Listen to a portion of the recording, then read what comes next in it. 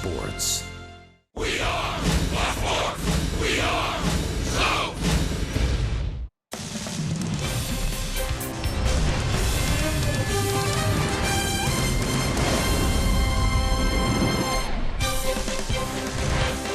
It is a beautiful night in Atlanta, and we welcome you to the Friday Night Showdown. It's the Braves and the Nationals, presented by Kaiser Permanente. It's the final homestand of the regular season, and Juan Soto and the Nationals still have faint playoff hopes. They are 8.5 games behind the Braves, who hope to finish them off with a big 3-game series. The magic number for the race for the Eastern Division for the Atlanta Ball Club is 10. Hopefully, Atlanta can whittle that down tonight in a Game 1 showdown with Max Scherzer. Hi again, friends. My partner Joe Simpson has the night off. Tom Glavine, Jeff Francoeur are here for Game 1 of a very big series. Fellas, it's getting very fun for Atlanta as Braves fans everywhere think about the postseason possibilities. But, Jeff, we're not there yet. There's still some hard work yet to be done. No, it's been 5 years since we've had this kind of excitement around here, and I think even longer with the way this team plays and what people are expecting. Everything's going great. We're 7.5 up, but at the end of the day, we know what it feels like to have a team come back. So these guys need to stay focused. And if anybody knows what it's like to be 7.5, 8 games up, it's this guy. This never happens when Joe's here, so. But no, look, your magic number's great. All that stuff is great. Your lead is great. Bottom line is you got to take care of business. And until you take care of business, there's no let up, there's no let down. You got to keep the pedal to the metal, and you got to try to end this thing as quickly and as soon as you can, so you can start to afford some guys some rest. So same old story. We got a tough homestand. 3 really good teams coming in here. Win each series. Dwindle that number down a little bit more and just keep taking care of business. And a real tough pitcher in opposition tonight, Max Scherzer, a leading Cy Young candidate in the National League, faces off with the Braves in Game 1. Kevin Gausman's got the ball for the Bravos. Big crowd, big night. Braves and Nationals first pitch in Game number 1 as our race for the East continues at SunTrust Park.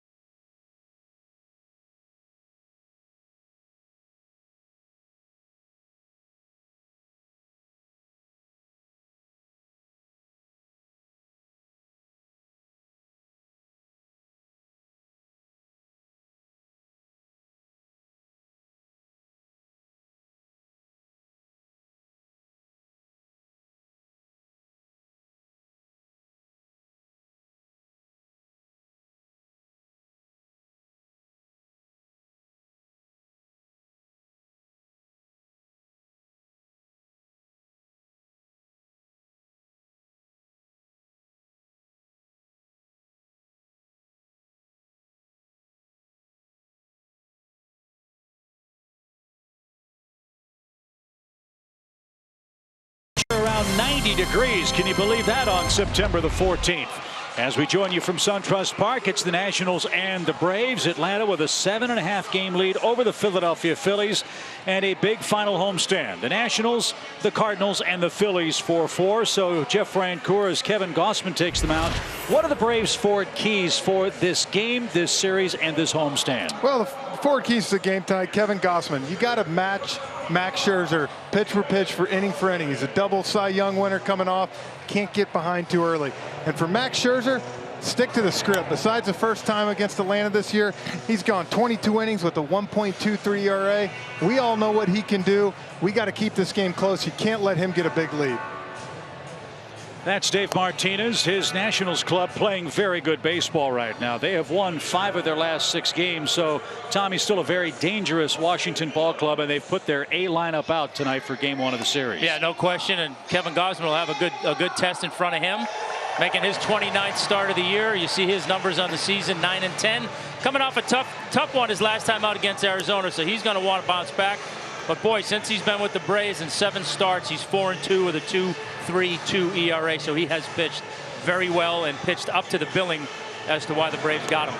And the Washington Nationals could care less about how hot or how humid it is, because they finally have some blue skies overhead. They have had a horrible weather week to deal with this past week.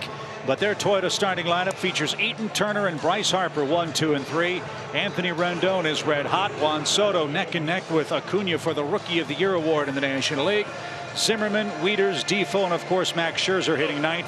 Scherzer, an excellent hitting pitcher. He's batting .270 on the season for Washington.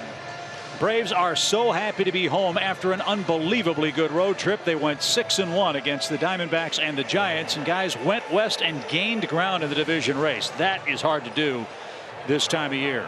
Well, especially for a team that struggled so much against the Western Division to begin with. So, and like I said, coming off the heels of that disappointing series with Boston, that was a much needed road trip for a lot of reasons. So Kevin Gausman's ready to go in game 1. Adam Eaton is the Nationals right fielder. And we are underway with a called strike.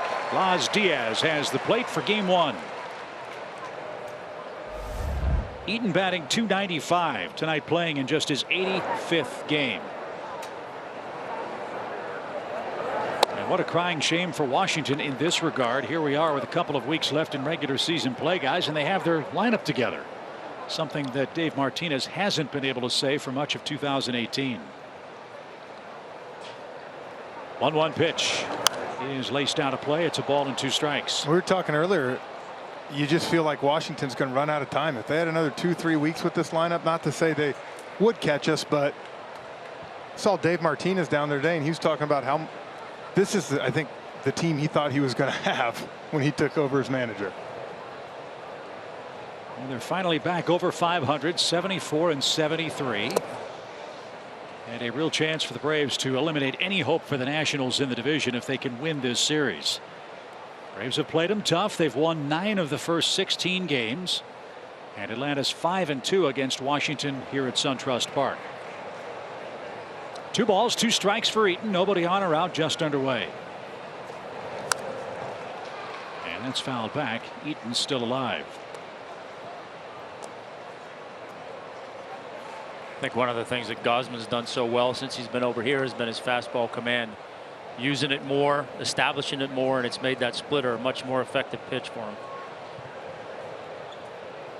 Let's see if he uses that splitter here with 2 strikes on Eaton. And it's a line drive and caught it short. Dansby timed his lead perfectly, and that's how the game begins. 1 up, 1 down. Well, Tom, we talked a little bit about it. You play in that AL East and you're facing the Yankees and Red Sox. You almost wonder if he just got away from his fastball. He felt like they couldn't hit it. When he first came here and I saw 95, 96, I'm thinking, man, this guy's stuff plays. You know, I think he got to throwing too many splits and guys were just sitting on it. Well, he's a guy that the first thing everybody talks about him is what an arm he has. So there's no question that getting out of the American League East, I think this is a guy who definitely has benefited from a change of scenery. Here's the National shortstop, Trey Turner. And I think another interesting thing, guys, to think about going forward is for a lot of those years, even in 12, 13, when we made the playoffs here, we pretty much knew what our starting rotation was going to be going to the playoffs. And then, of course, back when Tom played, it was, you know, for the most part, you, Smoltz, Maddox, it was just a matter of who threw 1, 2, and 3.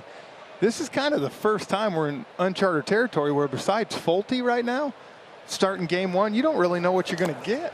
I mean, they could throw at anybody. So I think these guys, these are some huge starts, Tom, for these, you know, 5 pitchers the next 3 weeks. Well, no question. I mean, like you said, they still have unfinished business. You got to win your division, but beyond that, yeah, it's an audition to say, hey, don't forget about me in the postseason. I want to be in the rotation. Bouncing ball toward third. Charlie Culberson's got the start for Camargo, and he unleashes a fastball across the diamond. And Gossman's got the first two Nationals retired in front of Bryce Harper.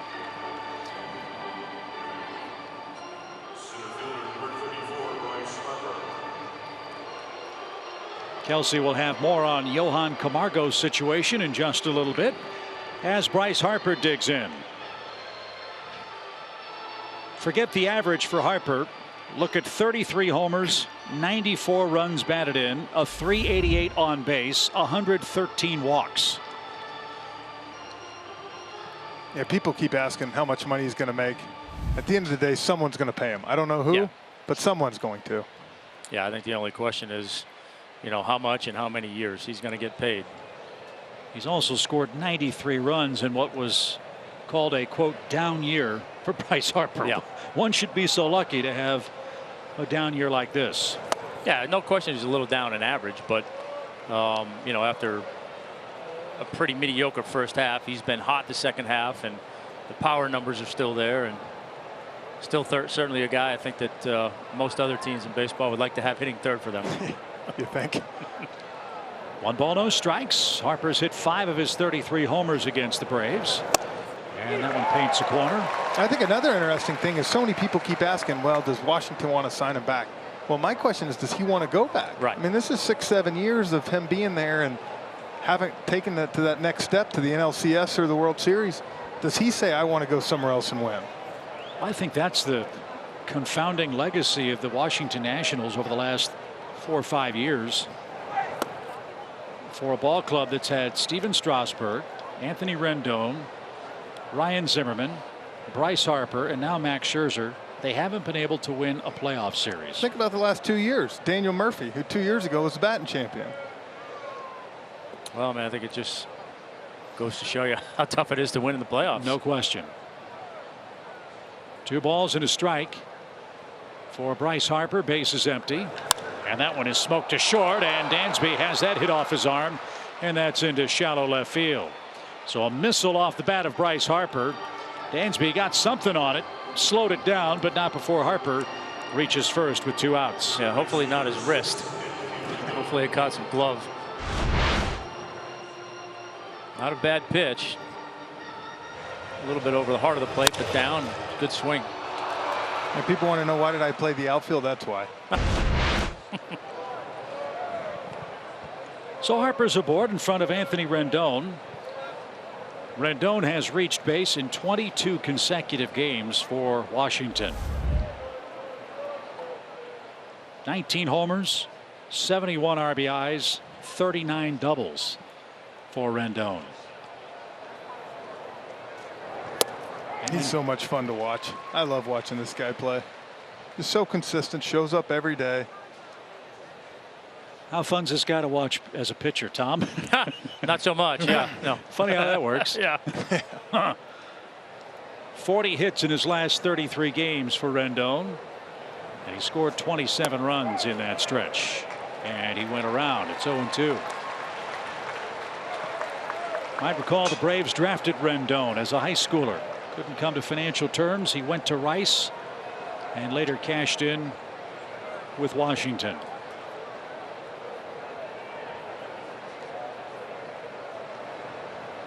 No balls, 2 strikes. And Harper is chased back to first. Was that the year Tom signed back, and so he didn't have the financial capability in the draft to give him more money? Let me see what year Rendon was drafted by the Braves. Did you say with the year I signed back? Yeah, I'm kidding her. No, trust me, that didn't cost them money to sign him. No balls, 2 strikes. And lifted into shallow right. And Markakis is there, and Kevin Gossman cashes in a scoreless top half of the first inning. Here come the Braves at home against Max Scherzer.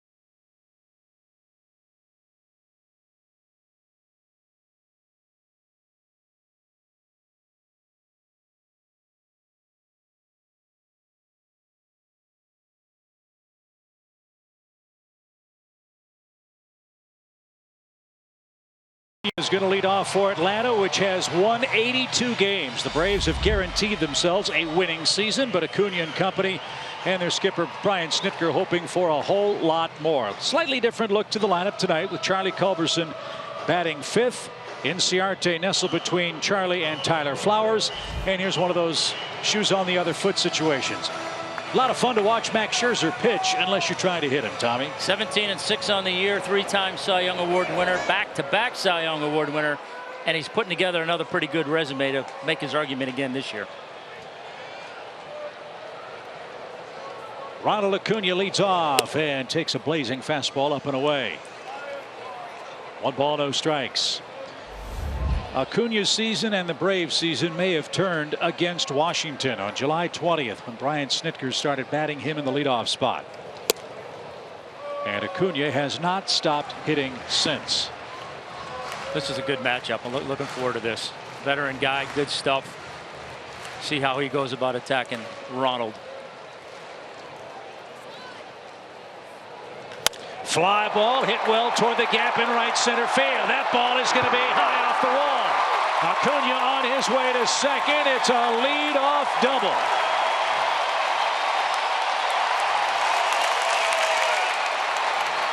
Unreal. And I think you saw the respect that Scherzer has for him. Threw him 3 straight sliders. That last one, a little bit of a cement mixer, elevated, and Acuna didn't miss it. What I like about that swing right there, though, Tom, is it was cement mixer, but it was on the outer half, and you didn't see him try to pull the ball to left field. He just went with the double to right field. And people ask me a lot of times the similarities between him and Andrew Jones. I don't think there's any denying Andrew Jones was the best center fielder, but to watch him hit, and you played with Andrew and faced him, Andrew never would go that way, not as much as he does, and especially at that age. Little pop towards short, and Turner's going to drift out and make the play. Ozzie very aggressive on the first pitch, pops out, and these are the kinds of at-bats, guys, that Atlanta has to really focus on come postseason play against a guy like Max Scherzer. Well, I think that's the one thing you concern yourself with. If if the Braves are fortunate enough to get to the point where they clinch and they have some time left in the season, that to me is always the thing you worry about. Is you stop playing the game the way you're supposed to, and then you try to flip the switch when the playoffs come around. I was never a big fan of that. Those are the situations you got to make sure you bear down and you get the job done. Scherzer pulled that pitch way inside to Freeman. 1 ball, no strikes. And I'm not saying that you're not going to have a situation like that happen, but for me, Ozzie's got to come up there in that situation. Okay, if you want to be aggressive, go ahead, be aggressive. But at a minimum, you got to know you're going to get a pitch that if you swing at it, your worst case scenario is a ground ball to the right side and you move that guy over. Especially hitting second ahead of Freddie Freeman and with Acuna in scoring position. So let's see if Freeman can pick up Ozzie. Freddie's bat came to life on the road trip. Remember at the end of that Red Sox series, Freeman was in a very extended dry spell. Freddie came out of it on the trip. 9 hits in 29 at-bats. Well, Snit gave him that day off the last game of the series and almost had the storybook home run to win it. Unfortunately, it didn't stand, but seems to have got that day off, seems to have gotten him going a little bit. And again, Scherzer misses up and in. 2 balls and a strike. You know, people ask me about Snit being manager of the year, coming back next year, what the deal is. I think his defining moment was going out west to Arizona after that loss to the Red Sox, because it would have been very, very easy to go step back and now maybe be up 1.5, 2 games. Instead, they went out there and just played great. And fouled away by Freeman. 2 balls, 2 strikes. This is where Max Scherzer is often at his best, Tom, and this is how you win 17 games and how you strike out 271 guys. No, you get in trouble, you get out of it. Yeah, you get out of it, and you get an opportunity to strike guys out. You do it. I've said it so many times. If I'm Mike Fultonavich, I'm watching everything this guy does tonight, because to me, this is the guy that Mike certainly can become the same type of pitcher. But he's good. I mean, for a guy who, he's got a chance to get 300 strikeouts this year. So for a guy who clearly strikes out a lot of guys every game, he does it in a pretty efficient manner. He knows how to pitch the contact early in the count, but when he gets 2 strikes on you, he's putting you away most of the time. He's not getting back to 3-2. Acuna dances off second. The 2-2 pitch is outside. It's amazing. You look at Scherzer's numbers. He has almost 140 more strikeouts than hits allowed. Think about that. Yeah. For a man that's already over 200 innings pitched. And he's a complete pitcher. I mean, he's a competitor. He battles, he studies, and he does things offensively and defensively to help himself win games. He's run it full to Freddie with 1 on, 1 out. And inside out swing around Washington. And I think you said something about Fulte. I remember facing Max when he played with Arizona and more out of the bullpen. And then when he came to Detroit, when I was in Kansas City, and he wanted to just throw it as hard as he could. He didn't. Justin Verlander must have taught that guy so much about pitching, when to save it, when to throw it, because as Tom said, that's where he got good. He got smart. He didn't just throw, he pitch.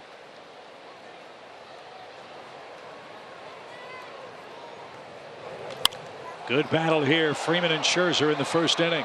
And you talk about Fulte trying to take that next step. I happened to be watching that San Francisco game the other night, and you watch that and you say, this is a Fulte that's out there pitching, not just throwing. Yes. And he's got an idea what he wants to do, where he wants to go. And when you do that with the stuff they have, game over. You don't have much chance. No.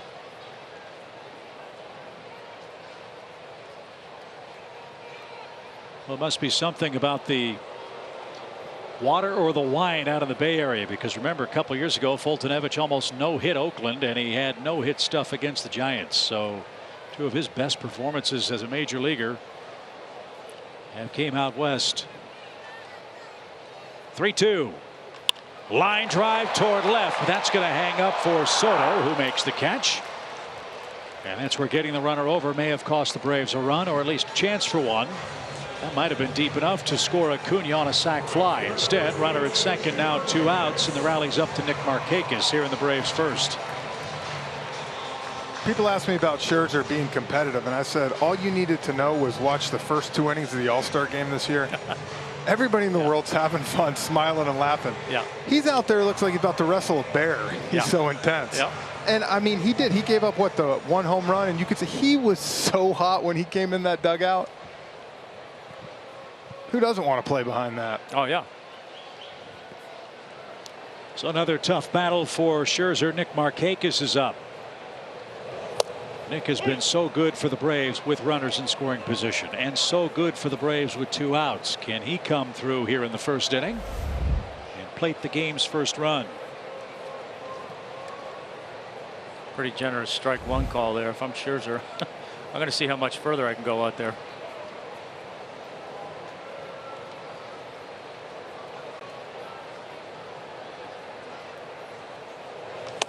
Not that far. No. But good try. 1 ball, 1 strike. Not? Never know. I think the best stat about Nick this year is the fact he's hitting .306. I know he's got great RBIs, doubles. It's so hard to hit 300 in this day and age in the big leagues. When you're seeing a starter sometimes only twice a game. Specialty lefties. He just had a solid year across the board. Good cut there, but Nick fouled it back. It's a ball and 2 strikes. Which has been, you know, one of the key. I think, I don't know if I want to say luxury, but certainly one of the key things for this Braves team offensively, when you have so many young guys who are trying to find their way and finding their way in their first pennant race.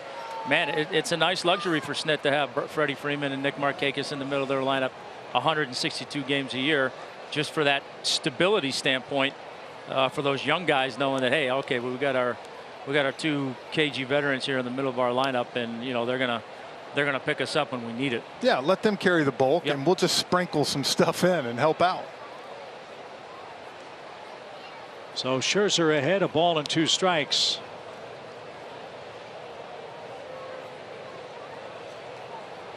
And a swing and a miss. So Atlanta gets a leadoff double. Albee swings at the first pitch, and Atlanta wastes a chance to plate a first inning run here in Atlanta.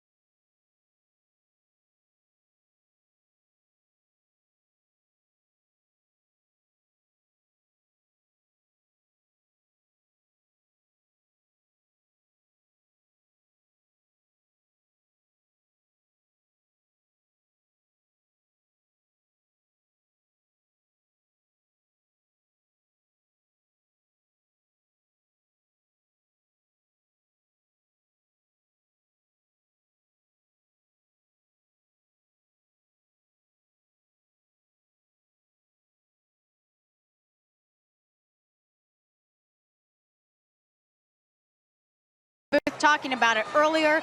No Johan Camargo in the lineup today. He hurt himself running to first base on Tuesday. The Braves are calling it that left groin tightness. Now, Brian Snitker said we could expect to not see him today to give him 3 full days off. He did tell us before the game that Johan should be available to pinch hit today. But, guys, I don't anticipate seeing him with the expanded rosters, how many guys they have on the bench. They want to make sure this guy is 100% back good to go because he has been such a big piece of this ball club this year. No doubt about it, Kelsey. That's the one thing every manager in playoff contention fears this time of year, a nagging injury or even a serious injury with 2+ weeks to play, just when you start thinking about getting things set for a postseason run. So hopefully Camargo will be good to go tomorrow. Hopefully Gausman can have an easy second as he faces off with Juan Soto, who has had a magnificent season for Washington. And he comes in, guys, their hottest hitter. Yeah, heck of a year. Hitting 300, 19 homers, 60 RBIs as a teenager. It's a pretty good opening statement. Who I think most any other year would be Rookie of the Year. Hands down. Hands down. I mean, there's you going to talk be about the kid we have and coming in and leading us, hopefully it looks like to a division title. I don't think this one will be close. Soto leads rookies in batting average. Acuna third. Acuna leads rookies in homers. Soto third. Soto's got 8 more RBIs than Acuna. Ronald has more multi-hit games. How many more ABs does Soto have? Let's see. They've played almost the same number of games. I thought it was a lot different. It's not. Acuna has 370. Soto 360, counting this one. So their numbers, you always wonder, how do they match up? Same number of games, et cetera, et cetera. They're going to have almost identical games played numbers at the end of the year. Well, I was saying to Chip earlier, Jeff, both these guys have 3 more games in front of the New York media, so that might have something to do with it. That skipped up there, and Soto took it, ball 3. He's riding a 7-game hitting streak. 3 home runs, 7 RBIs in that stretch. This guy has tremendous opposite field power as well. As Gausman delivers a payoff, and it's too far outside. It's ball 4, and the Nationals have a leadoff man aboard to start the 2nd inning. I think that's what's impressive about Soto is you talk about his opposite field power too, Chip. Is the other day I saw him hit a home run that looked like he literally just barely swung and popped it up, and the thing went 10 rows deep in Washington, which is not a bandbox. Well, that's his 71st walk. That is 2nd most on their team to Bryce Harper. So he is not just up there wailing away. No, I think that's the impressive thing about both these guys is their command of the strike zone and not chasing a lot of pitches. Here's Ryan Zimmerman, the Nationals' first baseman. Zimmerman playing in his 75th game of the year. Again, an injury-plagued season for Ryan Zimmerman in 2018.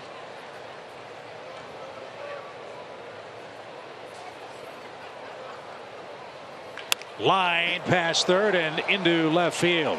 Soto on his way to second is going to try for third. Here comes the throw. It's going to be in time. They got it.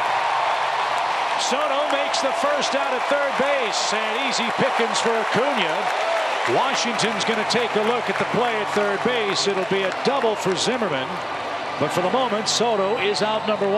I want you to take a look at this. If we can get a pitch of him running the bases, he was not running hard. No, he was trying to deke Ronald. Well, and it's okay to deke maybe when you go around, but my big point was from first to second. Yeah. What was, here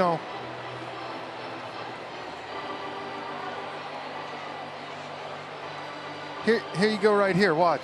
And just look at that right there. To me, you can deke all you want. If you're running hard and you turn, that's not even close to third. Jeff Nelson made the call at third base. The ruling on the field was out, but Washington's going to challenge this call. And it's a big call. You could have Zimmerman at second with 1 out, or at second and third, nobody out. This is where it's funny. Today, earlier, me and Glab were sitting down there looking at the Nats lineup. Remember we said, looking at their lineup, said, how is this team 7.5 games out? I'm not saying just because of this plays, but I think that's the one difference this year, guys. If you look at the Braves, and that's we run the bases as hard as anybody in the league. Agree. And that kind of stuff doesn't happen. You saw it happen to Ender earlier in the year. Where did he end up? On the bench. So Culberson got the tag down. The question is, did Soto have the oven mitt on top of the pillow before the tag was applied? Yeah, this one should be the one that I think gives you the. Yeah, I don't know. I don't know if he tagged him. I tell you what, it looks like that hand might have beat it, but the good news is, the fact of the matter is they called him out. Right. And to me, there's got to be complete evidence. Clear and convincing. Which who knows these days. Yeah.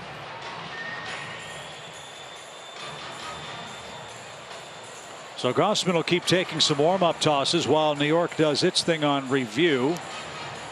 I don't think Soto's arm ever came off the bag. In fact, it looked like once the tag was applied, his arm just kind of glided across and maintained contact with the bag. So the question is, quite simply, was the tag on the arm, the right arm or shoulder, before the left hand made contact at third base?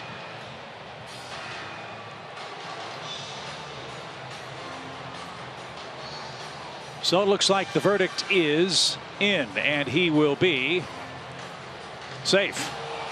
So the Nationals challenge and win. So they're at second and third with nobody out. So there was clear and convincing evidence that the call was incorrect. The call is overturned. And now Matt Wieters, the former Georgia Tech star, will stand in with nobody out.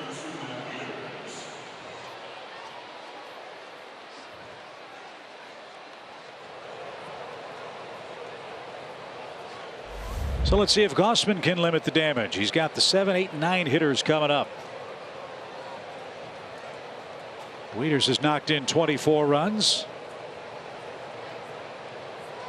He'll just try to make some contact. Looks like the Braves will give up a run for a ground ball to second base here. Well, you remember my Ford Keys earlier. I said we got to keep this thing close. You can't let Max get a big lead here. This is important right here to say, you know, let's try to get out of here with 1 run right here.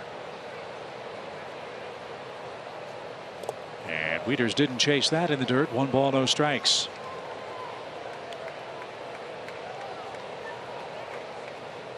Wieters playing in his 68th game this year.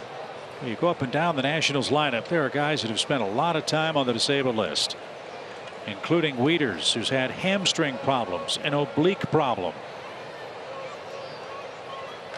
And a ground ball to second will be no problem for Washington. They'll score the game's first run.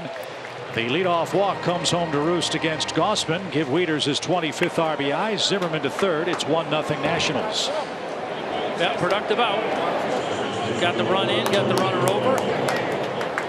You know, for Gossman, you're trying to keep the inning manageable for sure. Now, I think in this situation, now is where you try to get a strikeout and try to keep this thing to 1 run with the pitcher on deck, which Scherzer, as good a hitter as he is no easy out. But no, and I know Wieters haven't had the best of years, but that just shows you how he's a professional. He knows how to play the game, and he got the free RBI and the guy over.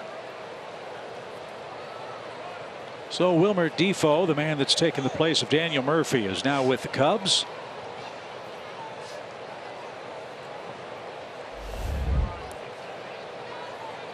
Defoe's had a nice run since late August. He's hit 4 homers. And he's a fast man as well. 1-0 pitch is off the plate, ball 2. If you choose to pitch around him, you do have Scherzer and a double play chance. But as Tom said, Scherzer is an excellent hitting pitcher. Well, my big thing is not even being an excellent hitting pitcher. If he puts the ball in play, he is busting down to first base. It's not a guaranteed double play. There's a good pitch. 2 balls and a strike. yeah, good pitch. Fastball count. Aggressive hitter, runner in scoring position. 2-0 changeup. That's where I used to be mad at the pitcher. Come on, throw a heater. It's 2-0. The 2-1 is out of play. 2 balls, 2 strikes. Keep you up to date on the Phillies score. They are home against the Marlins. They're starting a series with Miami tonight. The Phillies have a 3-0 lead That game's in the 4th at Citizens Bank. Here it's 1-0 Washington. 2 balls, 2 strikes for their 8th place hitter, Wilmer Defoe. And a little pop toward left. Acuna has to backtrack, sets up nicely. Runner tags. Here comes the throw. It is going to be off target, and it's a sacrifice fly. Defoe brings home his 39th of the year, and it's 2-0 Nationals in the 2nd. And another good at bat. You talk about the playoffs, guys. That's what you got to do right there. You know, especially you get 2nd and 3rd. Don't worry about getting 3, 4, 5 runs. Get those 2 right there. And that's why the leadoff double in the first pitch pop up by Albies hurts. Might be a 2-1 game instead of 2-0. But that's the fate of Gossman now. Let's see what he can do with Scherzer, who's batting .270 on the year. And Las Diaz came out because there's music playing on the PA system. What's the big deal? Every other sport plays with music. I was gonna say basketball. They got it going down the court. Yeah. Dun dun dun dun.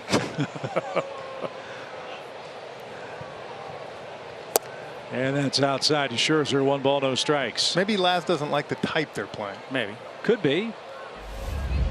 He doesn't like an organist.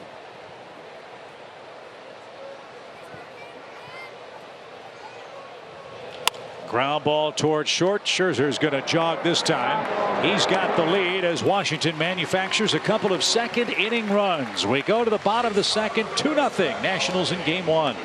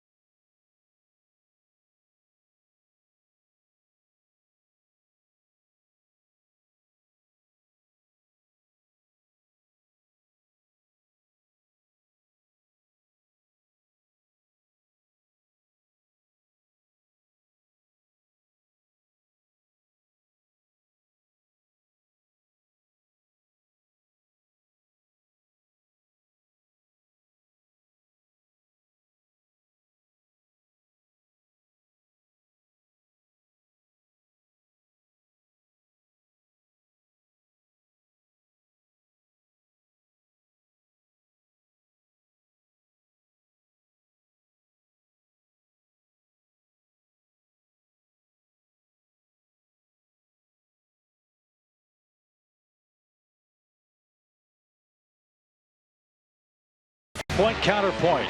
Max Scherzer is certainly one of the Cy Young Award candidates in the National League this year, with 17 wins, most among National League pitchers. Jacob deGrom, fellas, does not have 17 wins, but he's playing for a woeful Mets club that cannot score runs for him. And so those two, along with Aaron Nola of the Phillies, might be the top 3 candidates among starting pitchers in the league. So it's time for you two to fight it out. Who is going to win the Cy Young Award in the National League in 2018? I'm going to go with the guy on top. 3-time Cy Young Award winner, back-to-back in this league. I understand deGrom's numbers, and don't get me wrong, I love deGrom, love watching him pitch, his competitiveness, and I understand that in today's game, wins don't mean everything, but when all of your statistical categories are within a stone's throw of one another, and you kind of flip-flop, he's first in this, he's first in that. Guy's got 17 wins, and the other guy's under 500. That's my guy. Yeah, but wins don't mean anything, Jeff, because as a pitcher, you can't completely and totally determine how many runs your team scores. And we said this. Normally, I would say that's wrong. And I would normally say, yeah, this guy can get a couple runs, do this. But when you're out there, and I remember just a month ago, you have to get an RBI in the bottom of the 7th or the 8th to tie the game 1-1 just to not get a loss. Listen, I'm arguing with a 2-time Cy Young winner in a Hall of Fame. Probably going to lose this one. But I'll say this. He's won it for 2 years. And I'm not saying he doesn't deserve to win it for a third year. But for me, when I look at you going 26 starts and allowing 3 earned runs or less, to me, that's just, I don't know how he doesn't get it. I understand what you're saying, but for me, it's just like, it's the eye test sometimes. You out there watching, he's just always in control, always dominating, almost, I don't know. No, I'm with you. Look, I mean, you know, to me, maybe I'm swayed if, you know, if he's got 3 or 4 starts left, depending on their schedule and how off days lay out. You know, he goes 3 or 4 more starts and goes 6 innings and gives up 3 runs or less and runs the table and does something that nobody in the history of the game's done. You've certainly strengthened your argument. Ender Inciarte bounces 1 foul after Charlie was hit by a pitch. I don't know what I'm worried more about, you two fighting out the Cy Young debate or Jeff deciding to be normal for a minute. That's scared me to death when that came out of his mouth. But are you serious? How about, you serious, Clark? I think we can agree on this. Aaron Nola's third. I think he has had a phenomenal year. I believe he will win a Cy Young at some point, just not this year. I will say this, if Scherzer somehow wins his last 3 games and gets 20 wins, I would be hard-pressed not to give it to him again. I think my big thing is I'm just sick of the hate for the wins with DeGrom because, like I said, sometimes I would say yes, but that has been woeful for them this year when he's been pitching. No, there's no question. You know, look, anybody who looks at Jacob DeGrom and thinks he's not having a good year because of his 1-loss record, you don't know what you're looking at, and I don't think anybody's doing that. I think Michael Wilbon. Well, you know, he doesn't know baseball though. No, he doesn't know. Well, apparently, but no, I mean, you don't look at in a normal year for a guy with a what's he got, a 1.7? 1.71. He might win 25 games in a normal year, you know, but unfortunately, you know, he's on a team that's struggled, and they've struggled when he's on the mound to win or to score runs. So that certainly is not his fault. Swing and a shot hit toward right. Eaton is not going to get it. It's up against the wall. Charlie around second. He's on his way to third. He's going to stop there. The Braves have him second and third with nobody out as they try to answer Washington in the bottom of the second. The ball is jumping off Ender's bat. That found another gear out by the 375 sign. Yeah, that ball was scalded. Tried to go down and away. Pulled it a little bit, inner half, and Ender has not missed too many fastballs on the inner half of the plate the second half of the year. No, but this is where it gets really tough now because I remember we used to face Verlander and some of those guys. Hey, it's a lot easier to get second and third, but it's getting those guys in. This is where Scherzer just does his best work. So Tyler Flowers looking for his 25th RBI. Wieters, the Washington catcher, was looking for his 25th RBI and got it in the top of the inning. Well, and this is what you talk about, being able to play the game and get to the postseason. You see the right side of the infield, Zimmerman's all the way back, Defoe's all the way on the grass. A ground ball gets him over, and even a fly ball to right or center, you're moving both the runners, especially with Ender's speed. And that's off the plate. 2 balls, no strikes. If memory serves, the Braves had a game with Scherzer this year. I think they had the bases loaded and nobody out, and he got out of it. That's what makes him so special. He's at his best with runners in scoring position and was in the first inning as Atlanta got a leadoff double from Acuna, couldn't bring him home.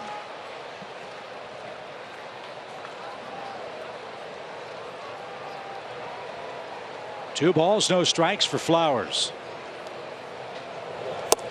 And right there, it's strike. Do you guys subscribe to the theory to be the man, you got to beat the man when it comes to the Cy Young? I do. I don't think there's any question that, you know, Scherzer's track record is in his favor. No question about it. I mean, it's not like he's, you know, I don't know what his numbers were last year, but I bet a lot of his numbers this year are probably better than they were last year.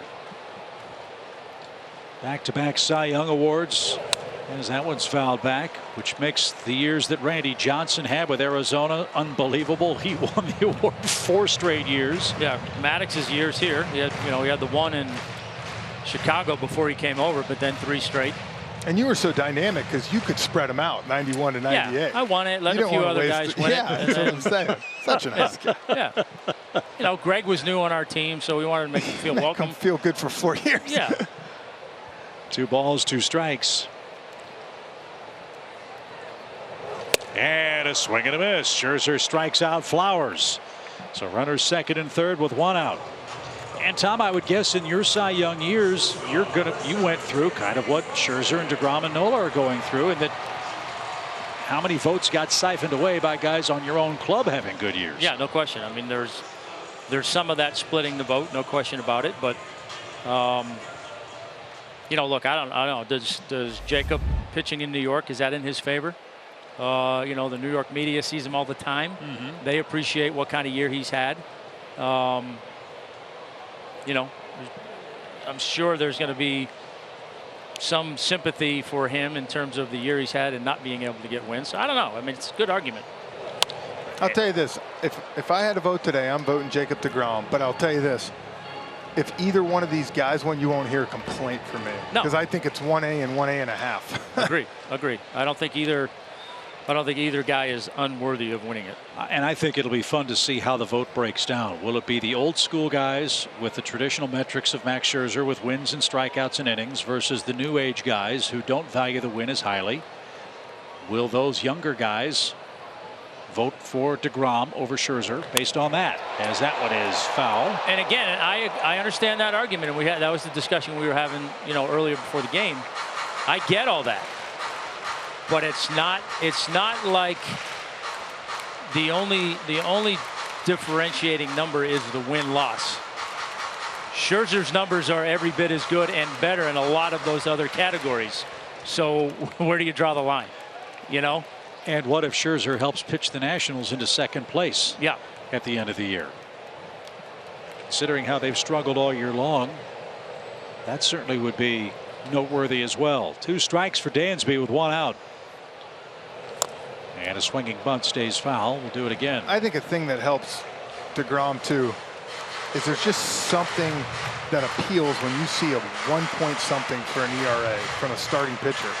And Max is 2.31. That's amazing. All I'm saying is when you look and think 1.61, you think, wow. No, agreed. That's eye-popping, just like 230 innings might be, or 20 or 21 wins might be. But how you're seeing Max go about doing what he's doing right now, striking out Flowers, coming back after 2-0, and he's got Dansby in a hole. This is also why I think he's one of the best pitchers in the game. A hit batsman and a double start the inning. Flowers strikes out. Dansby try to put it in play right side and get Charlie Culberson home from third. No balls, 2 strikes. And he didn't get it. Scherzer pulled a string, back-to-back strikeouts. And now it's up to Kevin Gausman, who's 1 for 15 at the plate. If the Braves had to scratch out a second inning run. And that was nasty. 2 strikes. Throw him a slider that starts down the middle, looks like a strike for a long time, finishes out of the zone. So you talk about developing, maturing, like Folty we talked about earlier. 5-6 years ago when I saw Max, he'd have tried to blow at a heater at 97 right by you up, and chances are he'd make the mistake. I think we've seen that from Folty last year, even early this year at times. And now I think they both realize all I got to do is throw this pitch right here and he's out. Yeah. And do it on 1 or 2 pitches, not 4 or 5. Right. And to me, it gets back to what I always say. When you throw 95, 96 miles an hour, you can command your fastball. You're going to get guys to chase a lot of bad breaking balls. They don't have to be in the zone. A strike to Gausman, who'll try to help himself. I think you go back and you're going to ask Tyler after this game tonight if he wishes he had that 2-0 pitch back at 94, just on the outer part. Whether it's a slider or fastball, you got to know there he's throwing a strike, and that's your chance to put it anywhere. And I guarantee you ask Tyler after the game, he knows that right there. 2 on, 2 out for the Braves in the second. And Gausman with a good cut fouls it back. That's where you hope a drop third strike all the way to the back of the dish. Or he just swings in an area and Max throws it in that area.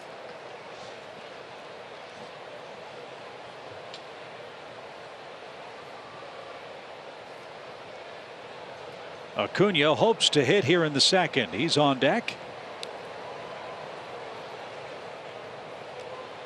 And the 1-2 pitch. That was around the plate. 2-2.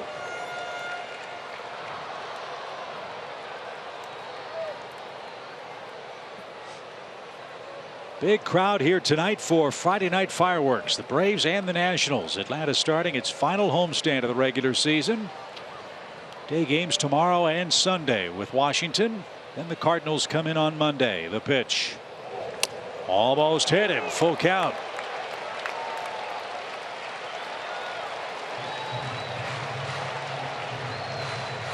I'll say this about Gausman as a former American League pitcher. He's put together some lengthy at bats as a National League hitter. He competes up there, no question. I mean, he's not going up there and just an easy out.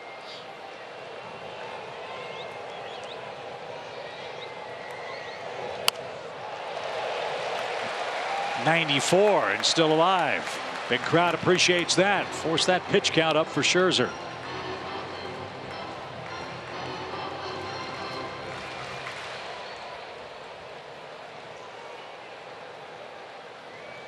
.20 of his 37 in the inning. Again the 3-2. Fouled away. Attaway, Kevin.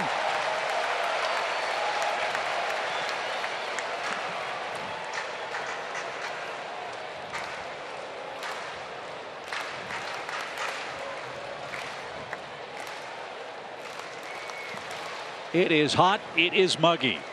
Scherzer's soaked through already. But he leads 2-0.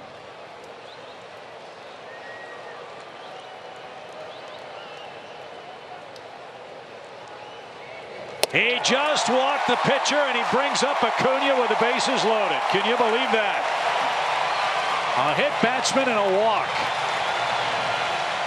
As well as Ender's double. And Scherzer, if he was a volcano, he would be erupting right now. He's taking a little mental timeout right now. Taking a walk around the mound, and he has to. He's got to gather himself here. As mad as you are at yourself for walking the pitcher right there and bringing Acuna up, you better gather yourself and figure out what you want to do here, or you find yourself down 4-2. 3 straight sliders is what Scherzer gave Acuna in the first inning. Let's see what he does here with the bases loaded. And fouled at the plate. Another slider. We talk all the time about remember who's in trouble. I don't know if you could ever say Max Scherzer is in trouble, even with the bases loaded. Yeah.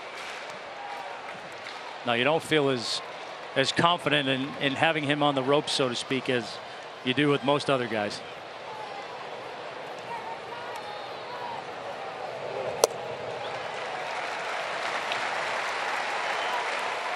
I think that's one thing that impresses me about him is that as emotional as he is when you watch him pitch, he's still able after something like that to calm himself down, walk around the mound, get back out there and, you know, throw a good first pitch slider strike to him low. Look at the bill of Scherzer's cap. The 1-1. Stayed high. He wanted that pitch, didn't get it. 2-1.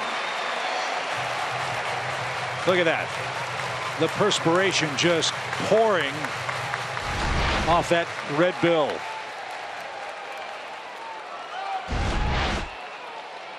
Borderline up, didn't get the call. It's a good call. Yeah, it's a good call for a hitter. Good call for our guys. That's a pitch Acuna's been taking of late. He's ahead in the count. 94 and cutting. That was nasty. 2-2. And that's the thing. You sit here and you look 94, 95. It plays like 98, especially when you know how good his slider is. And you said it, the ball has a little natural cut sometimes. And he just he swings it, and you feel like it just comes right out of the side. And that's what's so tough about him is the deception from his delivery and how he throws. You're already behind the 8 ball, and then the stuff he has is even better than that. Well, quite simply, this is a gigantic pitch for Scherzer. Look at him. He can't get dry. I don't know if he's finding any oxygen down there. And now Matt Wieters is out. Trey Turner is out. This might be as much a mental break as a catch your breath break for Scherzer, who's had to throw a ton of pitches in this inning. 26 of them. You might think about might think twice before putting a little water on that hat. I know that's probably some sweat. There's got to be a little water on that. Yeah. I used to water the hair sometimes after an AB. Looked like I was sweating. Well, let's see if he wants to go to that slider again, and certainly not the spinner that he threw him the first time up. 2 balls, 2 strikes. Missed badly inside, and now the runners will take off. Full count pitch. Here we go. Bases loaded, 2 outs. Atlanta down 2. And this is what's tough as a hitter, though, facing Max, because it's 3-2. You know he's got to throw a strike, but he feels confident throwing all 3 pitches he has for a strike. So you got to do a good job here of seeing it in and trying to hit that ball to right field. The runners lead. Crowd roars. Pitch. Swing. Little pop behind first. That's going to get down and score 2. Acuna's got a big 2-out hit, and the Braves have tied the game.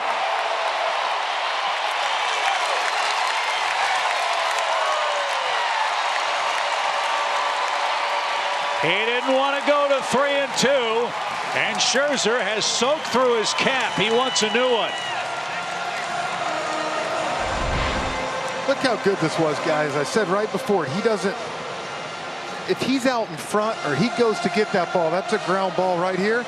It wasn't hit hard, but like I said, he knew, okay, I got to see this ball. It could be a slider, changeup, curveball, or fastball. And I guarantee you, he had that idea to go to right field that whole time. If he tries to get out and pull that ball, either misses it or it's a ground ball. Not just a Rookie of the Year at bat, but an MVP type at bat. And a new cap for Scherzer, a new game for Atlanta. We're tied 2 apiece. And here's Albies, who's looking for a redeemer. Ozzie popped out on the first pitch he saw tonight. The Braves have him first and third. All this coming with 2 outs. All set up by the walk to the pitcher Gossman, who's 90 feet away. And a strike. That's why I feel bad for the pitchers, because if Acuna's doing that at 20 years old with that approach, Yeah. it's only going to get scarier.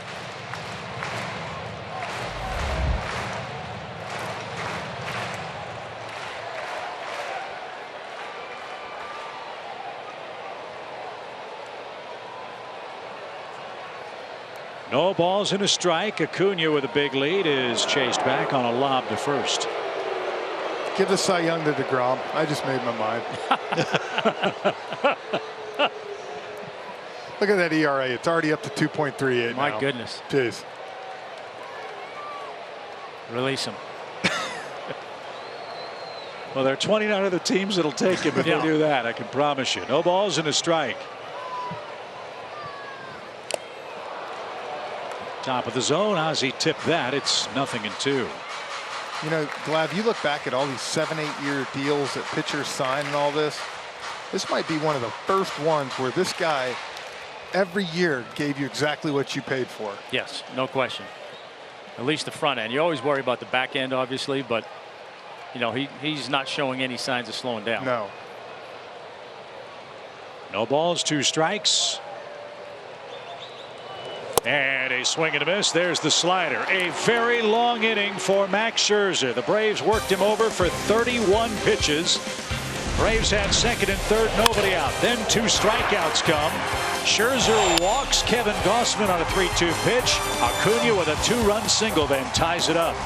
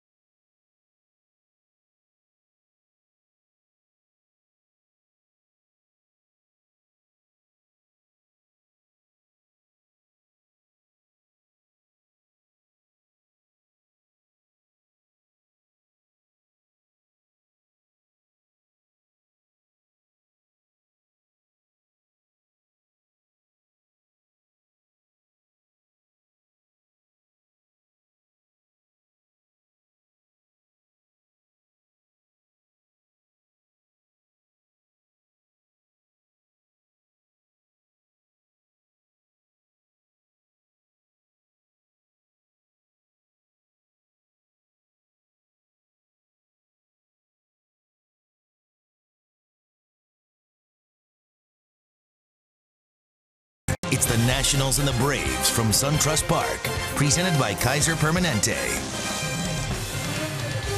Ronald Acuna ties it up with a blue pit with 2 outs, and Atlanta and the Nationals are tied as we go to the 3rd inning. Tomorrow, MLB is on Fox as the Braves look to expand their lead in the National League East. They host the Nationals. It all happens at 12:30 Eastern on Big Fox and the Fox Sports app. Former Brave AJ Pierzynski will be behind the microphone tomorrow night, and he's behind the microphone with us here in Atlanta. We've got an outfielder who wants to pitch. We've got a pitcher who's an athlete, and we've got AJ Pierzynski who saved Hawk Harrelson's life last week. Hold on. Frenchie pitched. Yes. And it was terrible. First inning was 1, 2, 3. Yeah, that second inning you were grabbing. You were grabbing that thing. I hope none of the guys are listening, but I was the only guy to put a donut up on the scoreboard that night.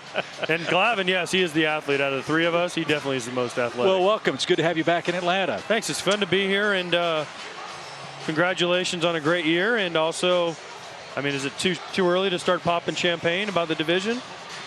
A little bit. Yeah, 10. You think? 10's the magic number. I'm probably going to do it tonight. Yeah, well. Shocker. Hey, we were just having a great conversation about the Cy Young Award. I'd love to get your thoughts, AJ. You had a front row seat to guys who've won Cy Young Awards, pitched perfect games and no hitters. Our debate was DeGrom versus Scherzer. If you had to vote today, who would you vote for and why? I vote for DeGrom. Really? So because I never got a hit. I never got a hit off. There you go. I love it.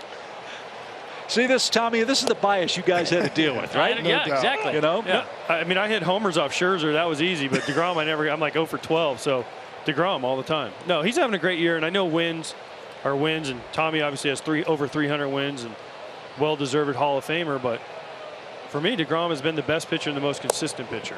He hasn't had any clunkers. Scherzer's had some clunkers here and there, but DeGrom has had none. With no run support. Well, he's his own run support. Yeah. They score 2, he drives into. And that was my thing I said earlier. I think about a month ago, if I remember right, he drove in a guy to tie the ball game up 1-1 in the 8th just so he didn't get the loss. I said, how many guys do that? Adam Eaton is the hitter. He lined out his first time out, and a ball and 2 strikes. See, Tommy never had to worry about that because he played on all these great Brave teams that scored 10 runs a game. He'd go out there, throw a ball about 8 inches off the outside corner, strike 1, 10 inches, strike 2, a foot, strike 3, you're out. And you're like, geez, I can't even reach that, strike 3. Jeez. Hey, in Tommy's defense, I will say later on they did, but that 90s, we didn't score. Yeah, I grew up here, man. I watched it. I was at the game. Listen, if I was only 6, but still. If I was getting 8 inches and 10 inches off the plate, I wouldn't have lost 203 games in my career. I can tell you that. 2-2 pitch, another chance for Dansby. Tricky spin, backhand play, and he made it. And Eaton's 0 for 2. AJ, what's the buzz on the Braves nationally? Atlanta got swept in a big series with the Red Sox here. Went west, had a 3-game lead, came back with a 6-1 road trip. Has that caught the nation by surprise that they've built this lead now to 7.5 games? I think it's caught, not nationally, I think because the division is so bad. I feel bad saying that because the Nationals, they have to kick themselves every day, right? This is supposed to be their division to win, and they're 8 games out, I think it is right now, with a few games to play. And the Phillies are about where we thought the Phillies would be, around 500. They made such a huge jump from last year, but the Braves have been consistent. They played great. They would win 4, lose 4, win 4, win 5, you know, back and forth. But for me, the Braves right now are the best team in the division, and they have the best future, I also believe, because of the Swansons, the Acuñas, the guys that they have, the Albies. These guys are going to be here. Freeman, even though it seems like Freddie's been here forever, he's not. I mean, these guys have a chance to be good for a long time, and I hate to bring up the baby Braves, but they're way better than Frank Core's baby Braves. Hey, I agreed. I actually said it a couple weeks ago. You know, now we were a lot more fun to watch, but yeah, of course. I mean, come on. Perfect. No, I said I thought it was cool that these baby Braves, you talk about Acuna and these guys, they have to have these guys play well to be a part of this team and win. And I said when, you know, myself, B-Mac, Kelly, we came up, we did some stuff, we sprinkled in, but Chipper, Andrew, Fuki, those guys were doing the majority of the work. Base hit by Trey Turner. He's aboard in front of Bryce Harper with 1 out. As you look at the Braves, AJ, and you played here, you were here during the rebuilding years when all these young players were either acquired or making their way through the system. Are you surprised at how quickly this team has come together? I am a little bit, but I'm not because of the guys that have been here. NCRT. Markakis is probably the most professional guy in all of Major League Baseball. Freddie's been great. He's kind of turned around from where he was a couple years ago when I was here. And some of the bullpen guys, Peter Moylan, those guys are very important. And I think they've done a good job kind of remaking the coaching staff to work with these young guys. I remember Frenchie and I's last year, it was kind of a somewhat older team, but with young guys, and the players would have to do a lot of it. And I'm not banging on the coaches that were here. They were great. But it was like, okay, the players and the coaches had to work together, whereas I feel like now it's, sorry, the players and the coaches were a little bit separated, whereas now I feel like it feels like they're all moving. And when you hear interviews with Snit and Wash and these guys and former managers Walt Weiss, it's interesting to see what their feelings are about these young kids, and it's all positive. When Frenchie and I were here, there was so much negativity surrounding the Braves, and it was like, man, every day you come in and be like, oh, who hates who? Turner's running. The throw to second is on target, but no chance to get Trey Turner, who has his 39th stolen base. So an RBI chance for Harper. And I said it, I think, from our coaching staff now with Snit, what I love is that all the coaches know what their job is. From Walt keeping Snit abreast what's going on, Wash third base running, EY stealing. Everybody's got their kind of niche. And when they do that, everybody's getting, to me, getting along. The players know what to expect. And the biggest thing, the players know their roles. I think AJ said best 2 years ago, I don't think everybody exactly knew what to think. You didn't know if you were playing every day. You didn't know what inning this guy was coming in. A little squibber by Harper. Dansby surrounds that. Flips to first, runner to third, 2 out. Well, isn't that a product of tearing down the ball club and rebuilding it? Because you're just trying to put together a lineup on a daily basis that can compete, not necessarily win, because you don't have the players who can win every day. Well, I agree with that, but I also, my last year, Frenchie's last year, you also have to remember Freddie got fired in the middle of the year, early in the year, in May. And then Snit came in, and Snit, I think Snit will admit this. I've never asked him, but he was a little bit over his head. He kind of was like, oh, I just got thrown into a big league job from AAA. Wasn't what I was counting on. And I think over the past 2 years, he's grown and become better. From what I've talked to guys, he's a better communicator. He's better at putting people at ease, letting them know where they stand. And that's very important in baseball because it's an everyday job. Anthony Rendon, the batter, with 2 outs, runner at third, and a 2-2 game. We're visiting with AJ Przinsky, who will be the star of the telecast tomorrow, with Don Orsillo on Big Fox. Did y'all ever face each other? No. He was scared. Please, I was trying to get your teams on my schedule. No, Minnesota, we were good back at. He actually pitched against us. Actually, I might have faced him. I think we had to have somewhere along the line. When he was with the Braves, they came to Minnesota one year. Fly ball to left. Acuna back, still going. Back pedals and makes the jumping catch on the warning track. AJ, great to see you, man. I'm done? You're done. No, I have a challenge. Oh, okay. Go. Frenchie won the Alumni Home Run Derby. I won it going away. I won the Cooperstown Home Run Derby. It's on. Let's go. I'm down. You can do it. We're not doing it tomorrow. I'll be watching college football. I won't be watching you. All right, playoffs. There you go.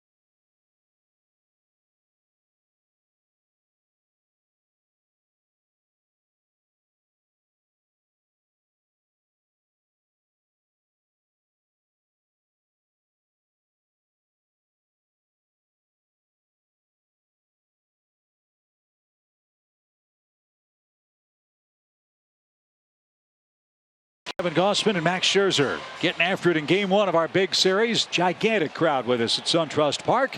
Freeman, Markakis, and Culberson are coming up. Freddie hit the ball hard, lined out to Soto in left in the opening inning. And this one's bounced out of play, foul. By the way, a big tip of the cap to the Braves tonight. We all know the horrible struggles of the fans in Braves country in South Carolina, Virginia, North Carolina, parts of Georgia with Hurricane Florence. The Braves have opened up their doors tonight to those displaced by the hurricane.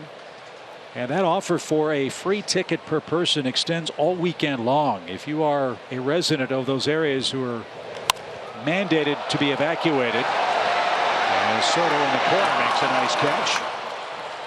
You can come to SunTrust Park, show your ID, and come spend a couple hours at the ballpark tomorrow afternoon and Sunday afternoon as well. There's all kinds of information available on that online at Braves.com. In fact, Kelsey has more details on that right now. Hi, Kelsey.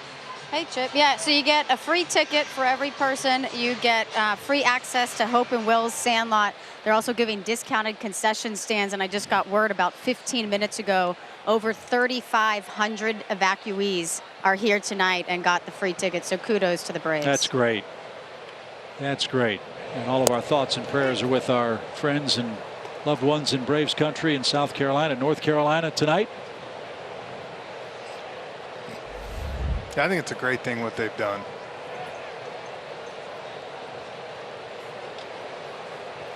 And Markakis had to move his feet. 1 ball and 1 strike. And so many fans from there are huge Braves fans anyways. I mean, that's Braves country, and to, you know, talking about it today, obviously it's not going to change Florence and coming and flooding what your house is going to be, but at least it can be maybe a distraction for a few hours. 1 ball, 1 strike, and a swing and a miss. In fact, one of our community heroes, remember Community Heroes Week and how enriching that experience was for all of us? Jason Winter was one of our community heroes with the Hope Through Soap campaign, the mobile showers for the homeless in downtown Atlanta. Jason's taking his mobile shower unit up to North and South Carolina for first responders. And that's on his own time and on his own dime. And if you'd like to help Jason and his group continue their good work, go to facebook.com Hope Through Soap. That was handed to me earlier by the Braves PR department tonight. So Jason, great job. 2 balls, 2 strikes for Nick Markakis. 2-2 game in the 3rd inning. And Scherzer just missed. He's had a lot of deep counts tonight. Yeah, he has. Not typical for him, but been some pretty close pitches. Braves hitters haven't been chasing a lot, making them work. Nice new dry cap for Max Scherzer, who soaked through his first one in the 2nd inning. Did he go? He did not. And Markakis will make his way to first base with base on balls. That's the 2nd walk for Scherzer tonight. The first one really hurt him as it led to Acuña's at bat and that bloop double that tied the game.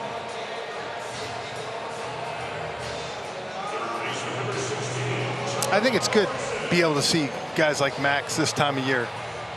You know, you get to hopefully the playoffs. These are the type of guys we're going to be facing. You think about it when we go to the last series, 2 series. You go to the Mets, hopefully you get DeGrom. You got to face those type of guys. You go to Philly, get Nola, maybe Arrieta. Those, even if we have it wrapped up, those are the guys that you're going to be facing 1st of October.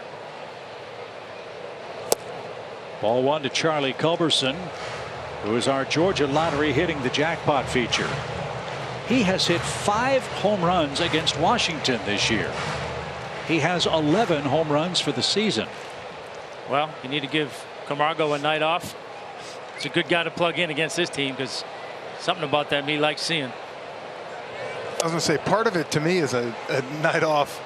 Someone else might be having a day off tomorrow because when you got those kind of numbers, I want that guy in my lineup. Especially it's not a worse idea. 1 o'clock game tomorrow. Why not? That's right. If you have tickets for the game tomorrow, that was originally a night game, but when the network folks decided to show the game, start time moved to 1 o'clock. Driven out of play, foul by Charlie. 1 ball, 2 strikes. Not only will this Saturday's game be on Big Fox, Saturday the 22nd against the Phillies as well. So again, if you have tickets for those games, please note the start time is not 7, it's 1 o'clock. Julio Teheran will pitch for the Braves tomorrow. Washington has not yet announced their starting pitcher. Markakis at first with 1 out. And a swing and a miss. Boy, he's got a good slider, doesn't he? And that one takes care of Charlie. 4 strikeouts for Scherzer. That gives him 275 strikeouts for the year. Yeah, there's that same one. Starts on the plate and just keeps sweeping and keeps biting. It's not like it's a sweeper that doesn't have any depth or bite to it. That's a sweeper that has a lot of depth, a lot of bite. Hard to stay on it. That one you think's about to hang and it just wipes out, and that's his strikeout pitch to righties especially. So here's Ender, runner at first, 2 outs. And a short change, Max. That's his 5th strikeout. I beg your pardon.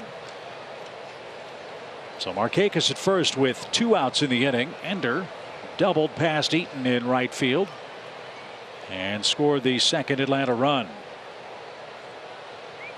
Big comeback second half for the Braves center fielder Ender Inciarte. Flirting with a .300 average since the break.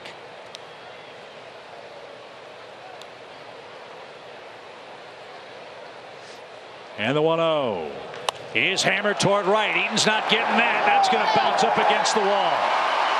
Ender's going to have a chance for 2. He's on his way. The throw late. Second and third again for Atlanta with 2 out. 2 doubles for Inciarte. And Washington got a break. That ball was hit so hard it caromed hard off the fence. If it dies at the wall, Markakis might have scored. Yeah, I think that caught Soto off guard a little bit too. He had a chance to get Ender at second base, but he naturally turned to see about the runner coming around third and picked up the fact that he had a chance to get Ender at second too late. So 2 doubles for Ender. And Tyler Flowers the batter. Boy, the Braves have been so good all year with 2 outs. Can they pick up the go-ahead run here?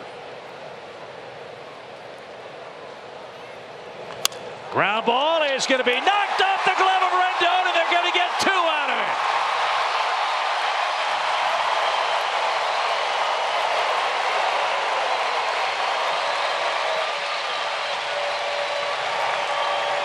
You put it in play, and who knows what'll happen. And Rendon can't glove it, and Atlanta leads. See, that's what we talk about. That's that slider that's more of a cement mixer. It's kind of a get me over. And you wonder sometimes, Tyler, we talked about it after the last time up. I guarantee he didn't want to get to 2 strikes again. With guys like this, that's why we said, you talk about these guys' pitch counts and how they usually can keep them down and go 7-8 innings. Well, a lot of times, guys, I don't want to get to 2 strikes against them. Right. That first thing you see near the plate, you're coming out swinging. So how about Tyler Flowers? He had the big hit in San Francisco. Beat the play at first base. With Belt's foot coming off the bag, that brought home what proved to be the winning run in a 2-1 Braves victory. And here he puts it in play against Scherzer and cashes in 2 more Atlanta runs with 2 outs, and the Braves lead 4-2 in the third.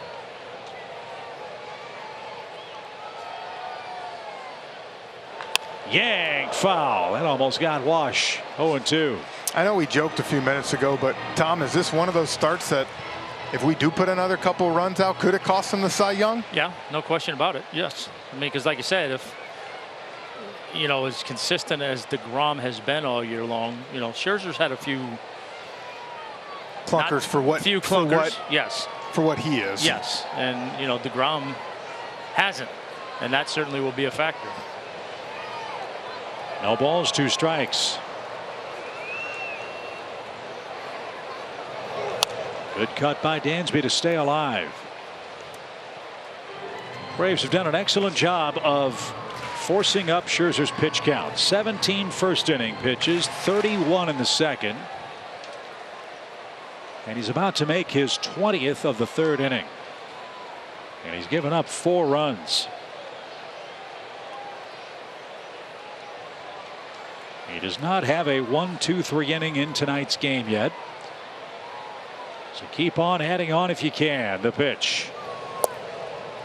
And that's the pitch that Dansby struck out on his first time up. 1-2 the count. Phillies are up 8-0 on Miami. That game's in the 6th inning at Citizens Bank.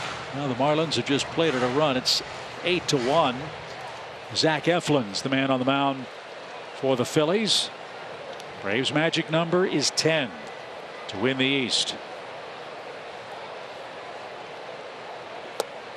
We talk about how the Braves have hit Scherzer and had a little bit of luck. This is Scherzer's 4th game allowing at least 4 runs this season. The 2 have come here now at SunTrust this year. Back in April and tonight.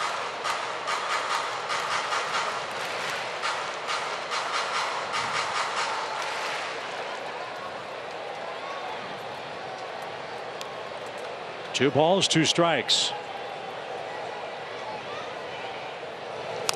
And that got Wieters. Yeah, April 4th, the Braves tagged Scherzer for 5 runs. Only 2 of them were earned in that game. Preston Tucker hit a 3-run homer in the first inning after Defoe made an error. Scherzer, however, got revenge on April the 9th.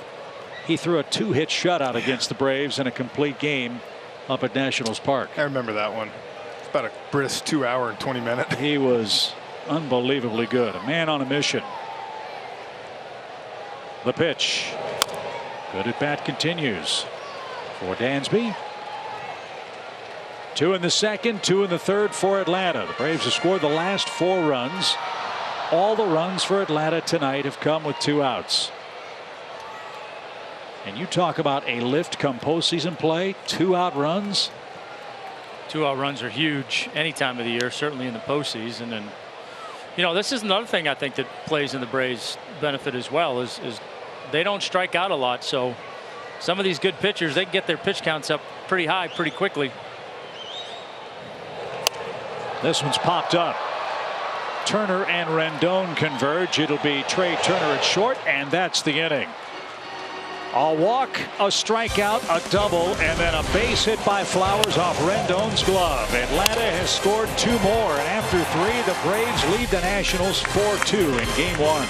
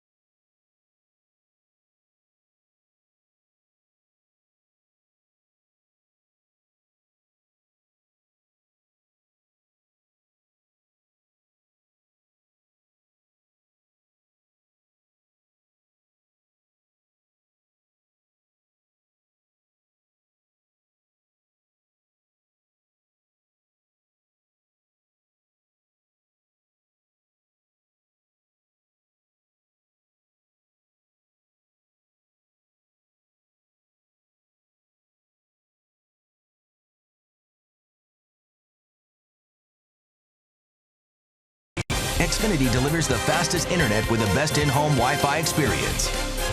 By Delta Airlines. And by Synovus, the bank of here. Hey, Frenchie's Buddy blooper having some fun with Bryce Harper as we get set for the 4th inning here at SunTrust Park. It's time for Toyota's Tweet of the Week. This week's question is, who's the most impressive athlete age 20 or younger you have ever seen play regardless of sport? Tweet us at Fox Sports Braves using the hashtag Phenom, and your tweet could be read on the Braves Live post-game show. I would say besides Glav here, yeah, because definitely him. 2-sport athlete, you know. No doubt. I got 2 guys, Bo Jackson, okay, and Ken Griffey Jr.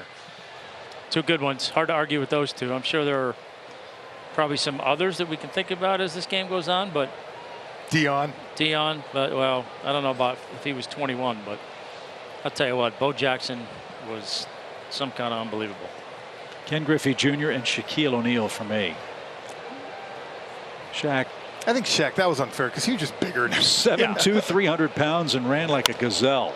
As Soto drives one at deep center. Ender back, and he leaps and he won't get it. And there's that Oppo-Popo for Soto. A solo home run makes it a one-run game. First pitch of the sequence, and Soto has his 20th. And so this Rookie of the Year showdown is on in Atlanta. Soto with a homer, Acuna with 2 hits and 2 RBIs. That's what we talk about, Ronald going the other way and doing what he does. Look at this, guys. Here's another kid who's so young, and look just how easy that swing is. I mean, it is so fluid. There's no, it's just a nice load. Look at that. I mean, it's like he's barely swinging the bat. It reminds me of Chipper when you see his bat go through the zone and the ball just flies out of there. Yeah, both of those guys seem to have recognized that they don't need to pull the ball to hit it with power. They're not afraid to let a ball travel or wait a little bit and drive it the other way. 4 homers in his last 4 games now for Soto. And we've got a 1-run affair. And I'll tell you what, how great is it for the game to see guys like Soto and Acuna and Albies and all the other youngsters that are having great years in their rookie seasons do what they're doing for Major League Baseball. I mean, how many rivalry games are Soto and Acuna going to have if they stay healthy for the next decade plus? Say hopefully a lot. LeBron and Herschel. Pretty good. 1 ball, 1 strike for Zimmerman, who has a double and a run. And this one's a cue shot. That is going to stay fair. Gossman throws it down the right field line, and Zimmerman's on his way to second base. No chance at all for Freddie Freeman on that play, and Gossman with a 2-base fielding error and the tying run in scoring position with nobody out. Yeah, I almost was wanting him to let that ball go foul or see if it would go foul for that reason. That's just a tough play. Your momentum's going into the dugout. Zimmerman's in the line, so it's hard to get a ball around him. Well, what makes that tough too is Freddie can't go across the back because you're going to get trucked right there. That ball right there kind of reminded me of one of my last at-bats against Glav up in Shea Stadium in the 9th inning. And I had some choice words for him when I ran by him. He threw a complete game against us. And I think we talked about it. He threw me a 2-0 changeup, and I was just livid. Wieters, first pitch, drives this one to deep center. Ball is carrying out to the track, and that'll be a productive out for Wieters. Zimmerman will tag and take third, and now Defoe and Scherzer will try to tie the game. So Zimmerman reached on what was scored an infield hit and a 1-base error. And now he's at third base for Defoe and 1 out, and Defoe already has a sac fly tonight. People might ask about Matt Wieters, you know, not having a good year. Or all of a sudden next year, watch, he signs with someone for a year, and people, why does he get a job? Look what he's done tonight. He got RBI, got the guy over right there. It's basically a sac fly, gets him over to third. So he's 0 for 2. But trust me, those guys down in the dugout know exactly what he did. And you know who's going to be squeezing the sawdust out of the bat handle. That's the man on deck, Max Scherzer, who would love a chance to tie up this game. So a Soto homer, Zimmerman with an infield hit. Wieters moves him to third. And now the infield in, and that's cracked toward right center field. And that's big time trouble. That ball is off the base of the wall. Zimmerman will score. Defoe brings in the tying run with a double, and new life for the Nationals in the 4th inning.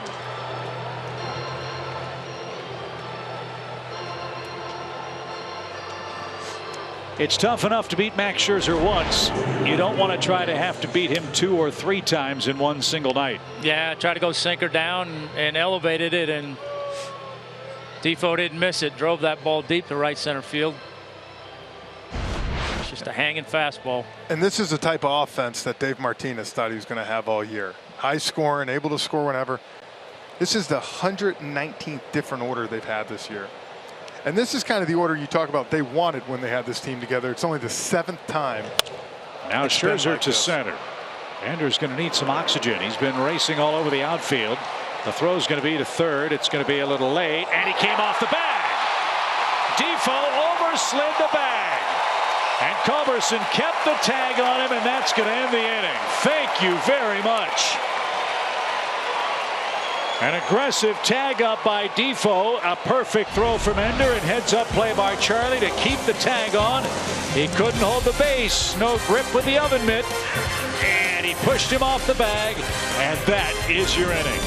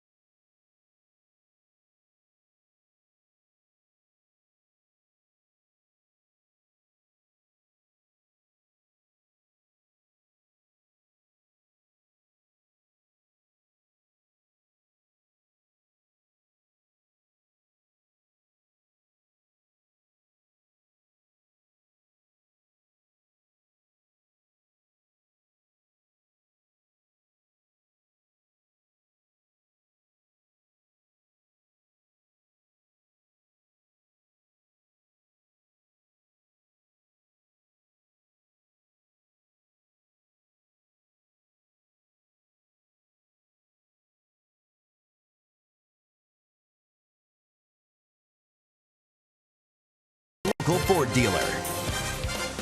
And the Georgia Lottery. Game tied 4-4. We're in the 4th. Gossman, Acuna, and Albies are coming up for the Braves against Max Scherzer.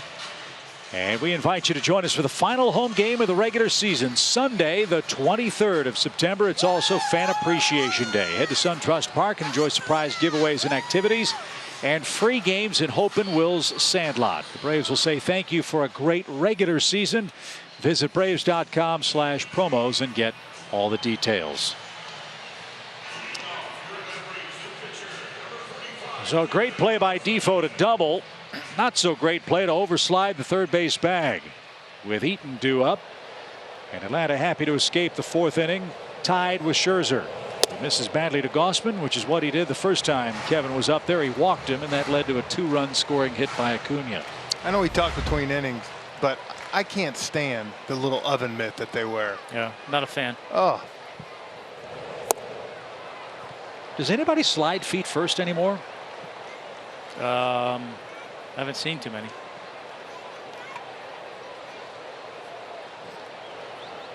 .2-0 pitch, and Gossman fouls it away. When I was in the minor leagues coming up with the Braves, the late great Jim Beecham, who I love Beach, was my outfield coordinator and everything. He used to, we had a rule that if you slid head first into anywhere except second on a slide, you got fined a certain amount of dollars, which in the minor leagues guys would you're not looking to give money away. $6 meal money, that probably added up.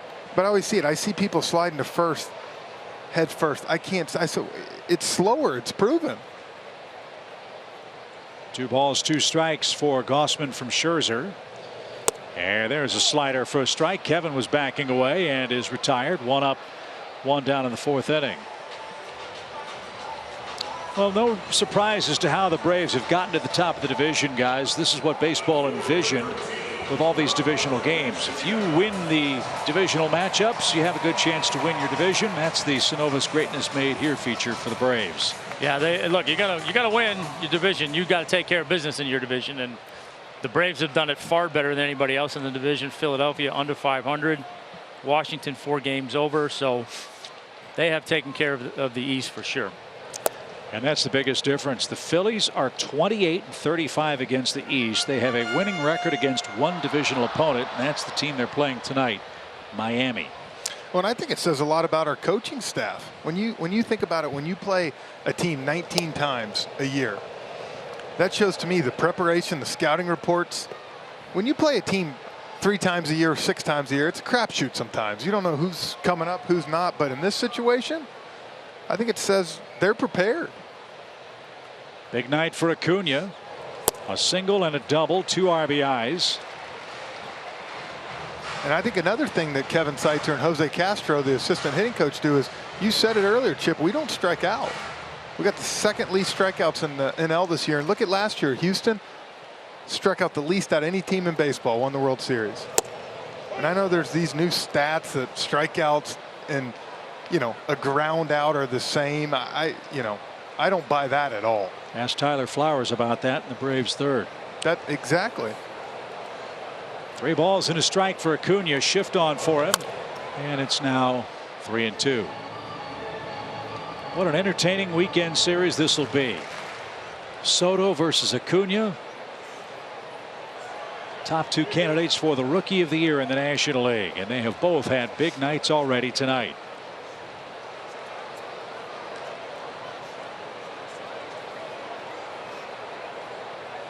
Three-two pitch. Swing and a high fly ball wallop toward left center field. Harper on the run, still going. Won't get it. It's off the wall. That ricochets back to the infield. Acuna's got 2. He's on his way to third. Helmet flying, and so is he.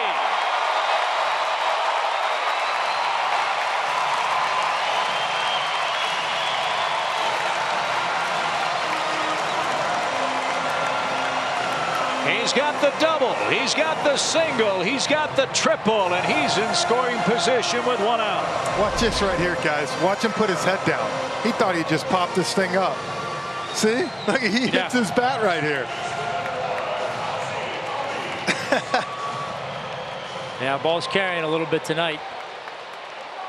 Feet went out from under Harper, and by the time Soto picked it up, Acuna was on his way to third base with his 4th triple. Infield in for Ozzie Albies. You've got to get this man home here. And that spun off the plate.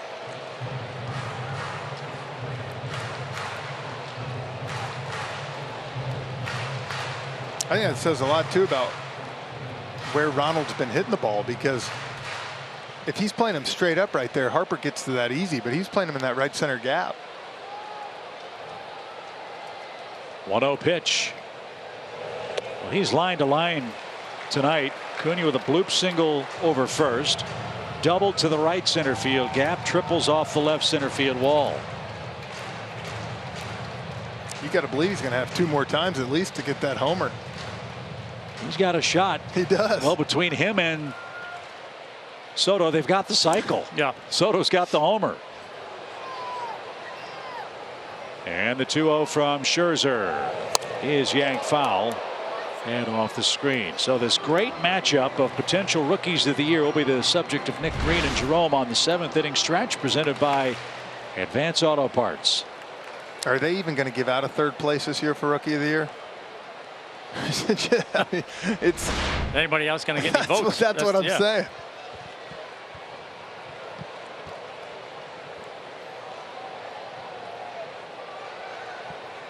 Two balls and a strike.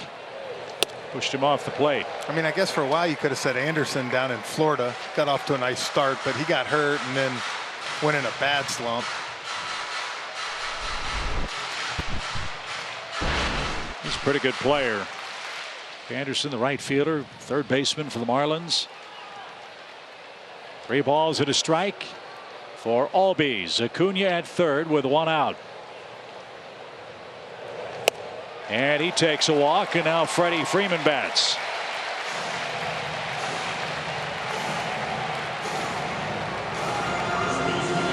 Nationals bullpen starting to get loose on a hot night. Let's see if Freddie Freeman can provide the go-ahead blast. He's our Yellowwood bringing the lumber feature. He has tormented Nationals pitching. 77 games, 360, 13 homers. That's pretty good numbers. Look at that, 439 on base. Joe and I joked all the time about their former pitching coach, Steve McCaddy, and the ulcers he would get when Freeman came up. Scherzer about to make his 89th pitch with first and third. And you know, Freddie would take the same result in his first inning and third inning at bats right here. 2 lineouts to deep left. A line out here to the outfield with depth.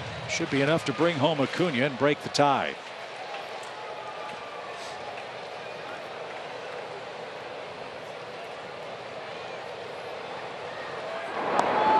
Tom, I was a little surprised that Max didn't go after Ozzie more than he did right there. Threw some pitches that, especially with how good Freddie is and can be particular, and he's good in these situations. Yeah, I don't know that he wasn't trying to as much as he just didn't execute. Threw him a couple change-ups, trying to get him to chase, but they weren't close enough. 1 ball, no strikes. You got to wonder too if this heat's starting to catch up with him. That's his 89th pitch in the 4th inning. Yeah, I don't think he's much longer for this game. I mean, it's hot. You know, he's throwing his 90th pitch right here, and he has had 4 stressful innings up to this point. Base runners all over the place for the Braves, who've brought 4 of them home. The pitch fouled away. Good cut, even count. He's already soaked through 1 hat. I don't remember a pitcher ever changing hats in the middle of an inning, which is what Scherzer had to deal with in the second.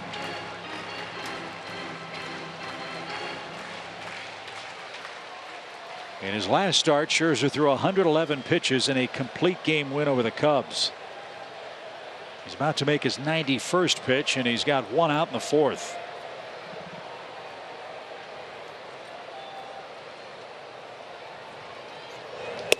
Snap throw back to first, and close, but back safely. Can't get picked off here. And Ozzie back safely. 2 balls and a strike. Those are the numbers I love for Freddie. 331, 4 home runs and 62 RBIs with runners in scoring position.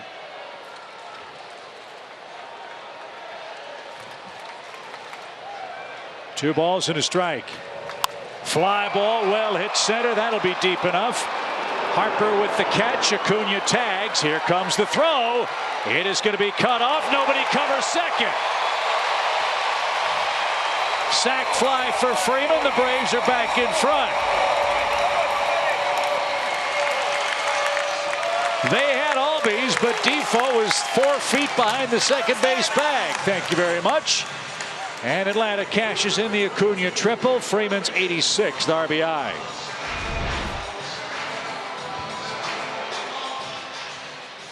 I can promise you EY is going to have a little talk with Ozzie after that inning. Yes. You know, there's difference between being aggressive. You know, if he somehow tags him out right there before Ronald crosses the plate, you lose an RBI right there. And I'm all for being aggressive, but that ball was right at the center fielder.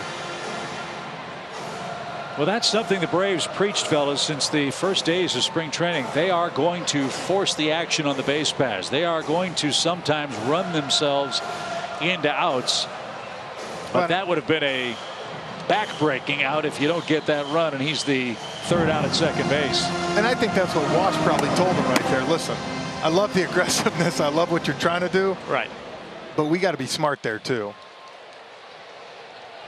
Fortunately, it worked out. And now a hit from Markakis could score Albies potentially.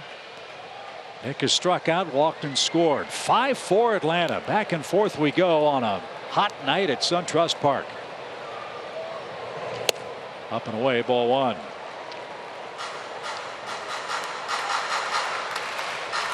Tim Collins and Austin Williams are the Nationals pitchers getting loose.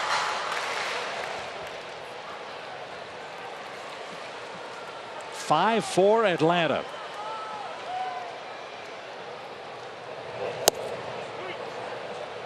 I know Eaton's leading off the next inning, Tom, but do you think this could be it for him right here? You know, I think if he gets out of here, out of this, he'll let him go back. He'll go one more. Remember, the Nationals Had a whole bunch of weather problems, late nights, double headers, extra inning games over the past week. And even with expanded rosters, I'm sure that's a heavily worked pen for Derek Lilliquist, former Brave.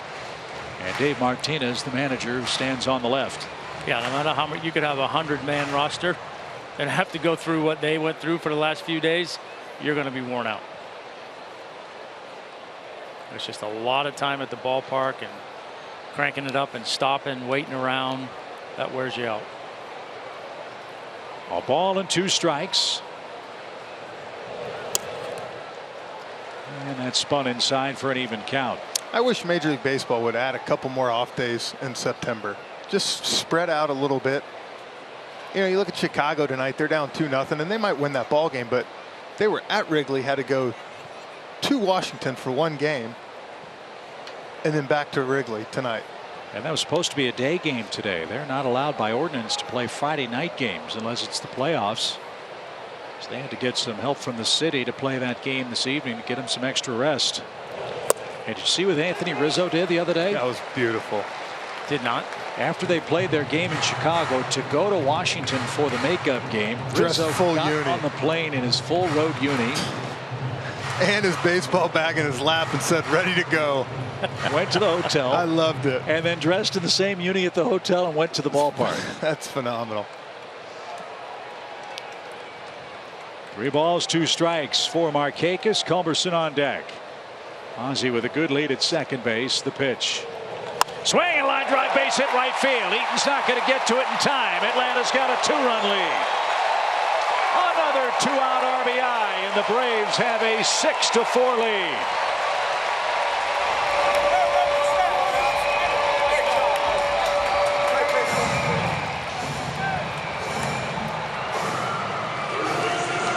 So the aggressive base running by Albies paid off. That base hit brought him home. And the Braves have scored 2 in the 2nd, 3rd, and here in the 4th. You know, we had that big debate, Tom, about it all. It might be settled. I don't know.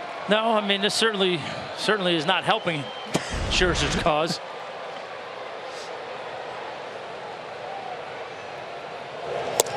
Six runs tonight allowed by Scherzer. A quick glance at his game logs. The most earned runs he's given up this year have come tonight against the Braves. 6 runs on 7 hits, and Culberson the batter.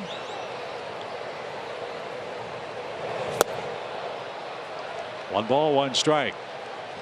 You know, we could probably all sit here and agree that out of everybody in the big leagues, he might be considered the biggest workhorse as far as just going out there every 5 days. And this is the first time where I've honestly seen him maybe just a little tired. Yeah. I never thought I'd see that before from him, but I think this heat and everything. Swing and a miss. I got a nice little stat from Jared over here. Tonight's the most runs he's allowed since 9-13-17 versus Atlanta 1 year and 1 day ago. Wow. 1 ball, 2 strikes for Charlie Culberson. Markakis a short lead at first. And that one's poked towards short. Turner leaps and makes the grab. And that retires the side. Acuna with a triple. Albies with a walk. A sac fly and a Markakis single. Atlanta has 2 more in the 4th. They now lead it 6-4 going to the 5th inning.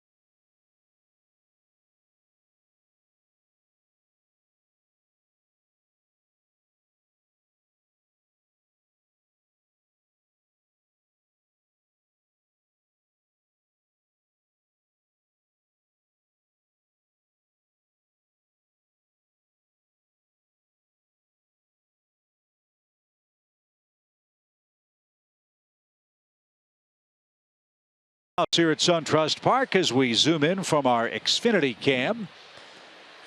Kevin Gausman's been handed another lead, now 6-4.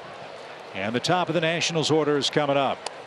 Adam Eaton, Trey Turner, and Bryce Harper. Eaton's hit the ball to the shortstop twice, once on a line, once on the ground, so he's 0 for 2. And he's going to hit this one hard to second. Almost knocked Ozzie down. But he makes the play for the first out. Well, I think one of my forward keys was to match Max. I don't really want Kevin to do that anymore. No. Don't do it anymore. Just forget that.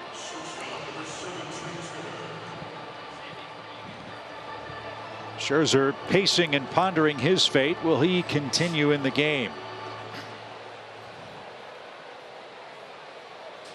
Gausman's thrown about 40 fewer pitches than Max Scherzer over the same number of innings tonight. Here's Turner. He singled, stole a base, and was left stranded his last time up. If there's one guy that can probably talk a manager into letting him go back out even after 6 runs and 100 pitches, it's probably him. Yeah, agreed. And he's earned that.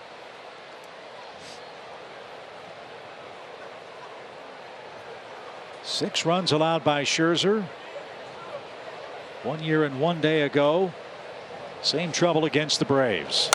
This one's lined to right. That'll hang up for Nick, and it almost carried over his head. That surprised Markakis, but he stayed with it. And Gausman quickly 2 outs. Let's see if he can get Harper. I got a good question, Glav, because I know these days with guys pulling out, how did Bobby used to work it with you guys? I know it was a little different once I got here. We didn't have the starters for the most part that went 8 innings.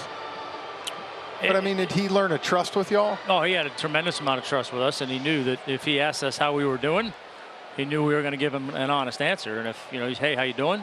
I'm fine. Go back out there. Okay. If you came off and you said, yeah, I'm not, not so sure, then okay. So I think it was a trust factor that was built over the years that when he asked you, he expected an honest answer.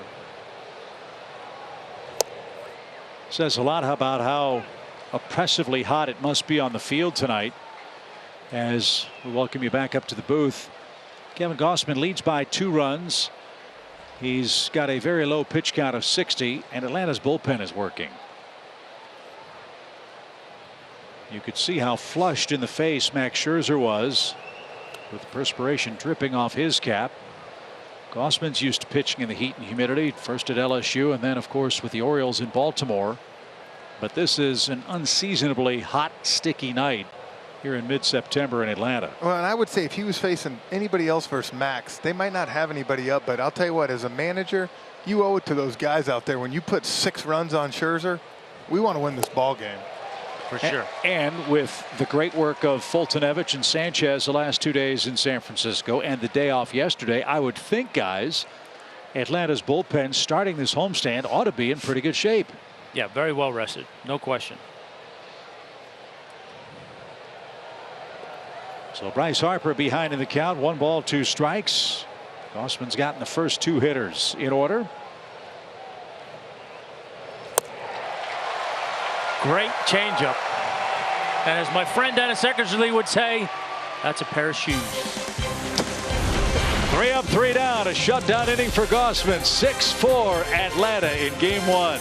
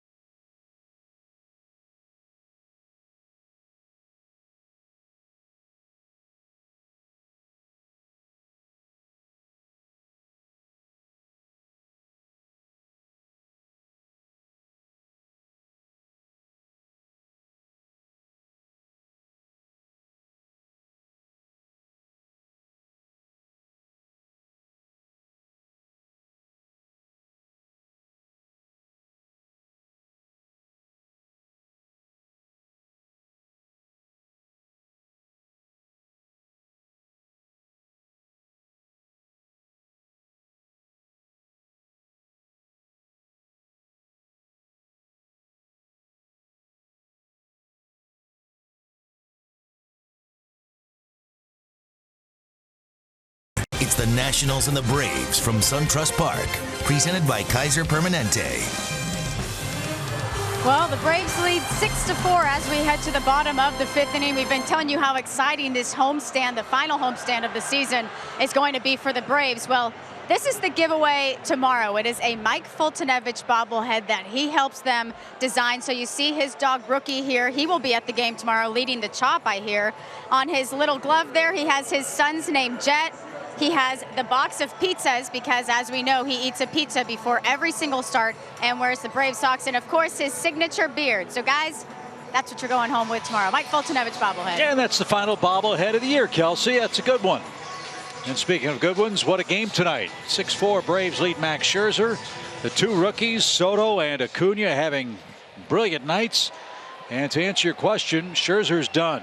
Austin Williams is going to come on and make his 5th appearance for Washington. Max Scherzer out after 4 innings and 6 runs on 7 hits. Ender will roll out on the first pitch, and that's how the home 5th starts. 1 up, 1 down.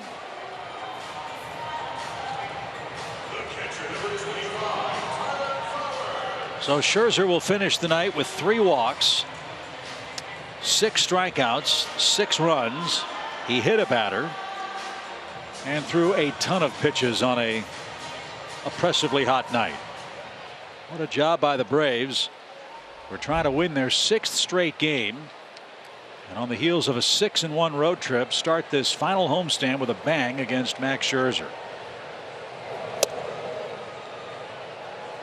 Yeah, not many times you'll look at the box score and see 4 innings next to Scherzer's name. No. Austin Williams, a 6th round pick 4 years ago.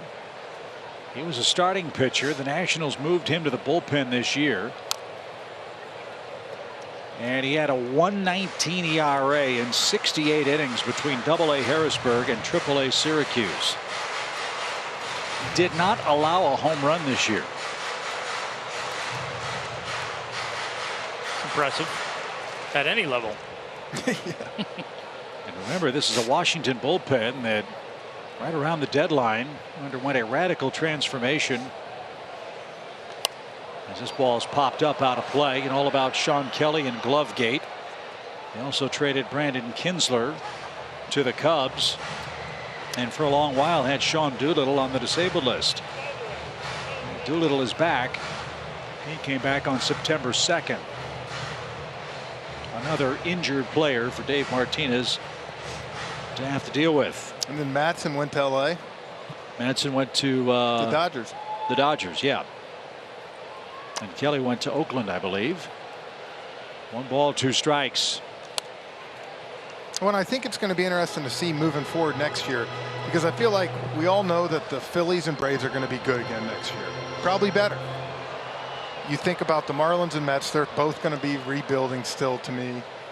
This is the one team that you kind of wonder what they're going to do. Are you going to spend a year or two kind of restocking a little bit? Or are you going to keep pushing forward? Because that's what they've been doing. 1 ball, 2 strikes. Fly ball center. And this is rather apropos as Harper backs up. I think he's the linchpin to all of it. If you don't bring Bryce Harper back, you're going to have $300–400 million to go out and get exactly what you think you need. They have Soto here. They have a kid named Victor Robles who is going to be a star, they think. In fact, he was their #1 prospect and probably would have been up in the major leagues instead of Soto had he not gotten hurt earlier this year. So that's the real question. To your point, Jeff, A, does Harper want to stay in Washington? And B, can the Nationals get him signed? If not, there's a whole lot of dollars available for Plan C. Yeah, they can go get a whole bunch of people. I think you're going to see both of them. I predict he's going to be somewhere else next year. And I just think that part of me thinks he wants to be somewhere else maybe a little bit. And I think also Washington's thinking, okay, exactly what you said. If we take $250–300 million, what can we do with that? Right. Well, remember, they have Scherzer under contract. They have Steven Strasburg under contract. They traded away Gio Gonzalez. He was sent to the Milwaukee Brewers. Gio's a bidding free agent at the end of the year. So I would assume that the Nationals will be in the market for starting pitching after Scherzer and Strasburg.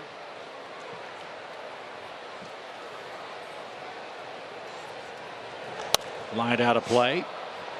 Well, and we said it this year early coming in. They had probably one of the best starting staffs. Well, what happens? A couple guys get hurt, and with all the trades they've made, they had no depth in the minor leagues. That's the one thing we were lucky with this year with the Braves is guys got hurt. We were able to bring up Soroka, Touki Toussaint, all these other guys. We kept having arms to come up. And that's the long-term benefit of the short-term pain of all those 90-plus loss seasons, which Washington hasn't had because they've been competing for a division championship and hopeful of getting to the World Series, which didn't happen.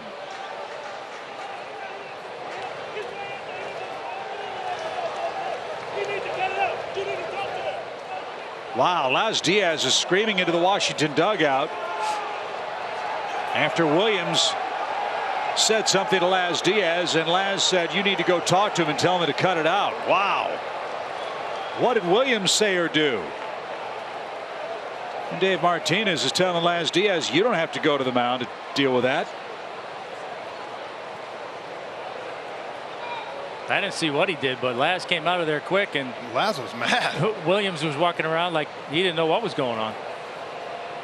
2-2 pitch. Curveball, fly ball, softly hit towards Soto in left, and that will retire the side, and that's the inning. Williams has a 1-2-3, bottom of the 5th inning. We go to the 6th. Atlanta by 2.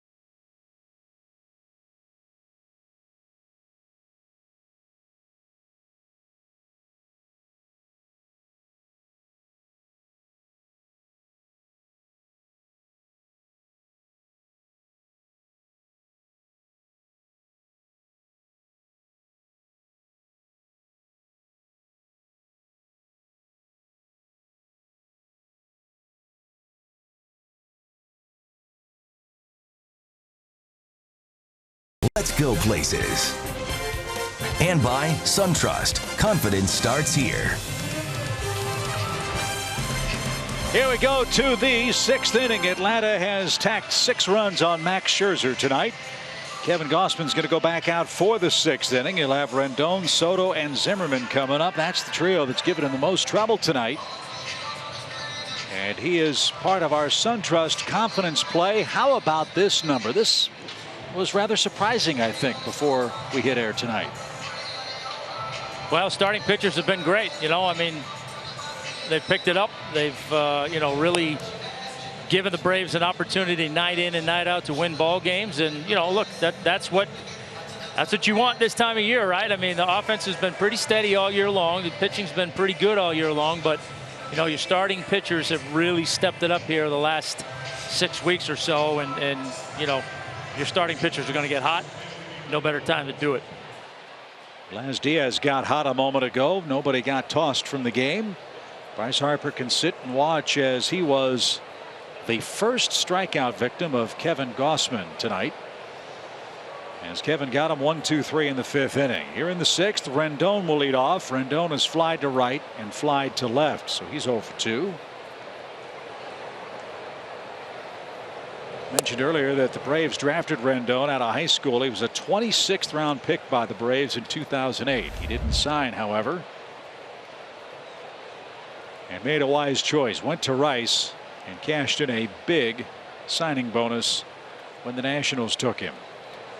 And he is a terrific player, and he showed it there with an opposite field hit.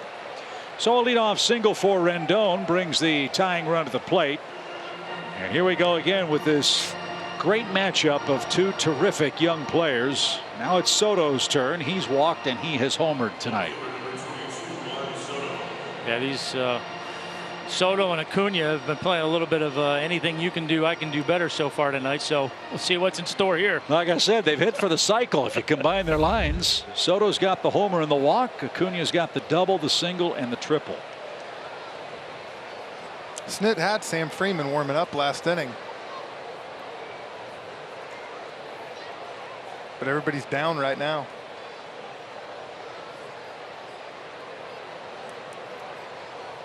I think another huge thing too, guys, is when you talk about our starters and the ERA, they've gone deep into games, and we needed it so much those 2 or 3 weeks because our bullpen was at a fragile spot, and they picked up, went 7 innings, 8 innings, and really gave them a breather. Well, the Newcomb game out in San Francisco was gigantic. Fultonevich with his brilliant effort and the 4-1 win, and then Sanchez with a terrific performance to help the Braves earn the sweep. That and the weather in Frisco had to freshen everybody up. Yeah, that's the best thing about going to Frisco late summer, is that break from the heat here. Yeah, if you're the bullpen guys, you're probably saying this is the one place I actually would love to pitch. Yeah, exactly. It's a pitcher's park and it's 65 degrees. Yeah, gentle breeze blowing in. 2 balls and a strike. There's that split change, a beauty. 2-2.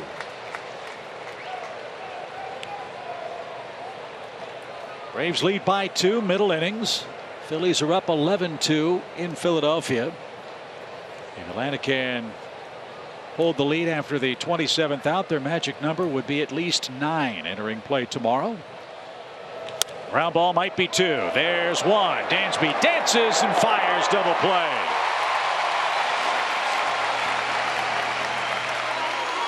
That's the first time either one of the rookie left fielders has made an out tonight. And this one 2 for the price of 1. Soto's retired, and here's Zimmerman.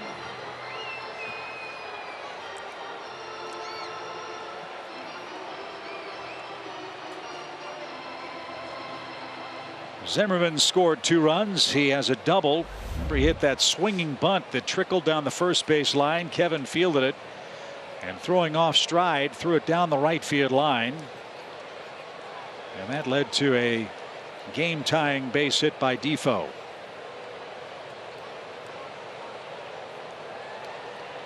See if he can retire Zimmerman, who stands a mile off the plate. 1 ball, no strikes.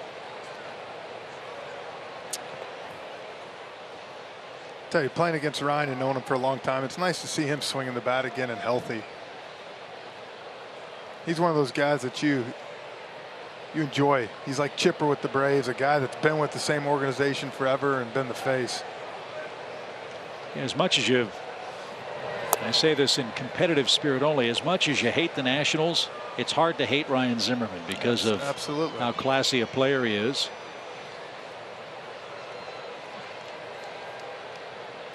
He was very proudly wore that Washington uniform, and he's had some big hits against the Braves in his career. Remember, he's the guy that christened Nationals Park against Atlanta the first game with that long home run in the 11th inning off Peter Moylan, I believe it was. Yeah, it was. I watched it go on Sunday night. Yeah, that was a weird one. That was a one-game series. It was 1-1, and we ended up losing 2-1. But that was the hitter's fault. We were facing Odalis Perez, and God love him, but as an opening day starter and to put 1 run up in 6 innings. Yeah.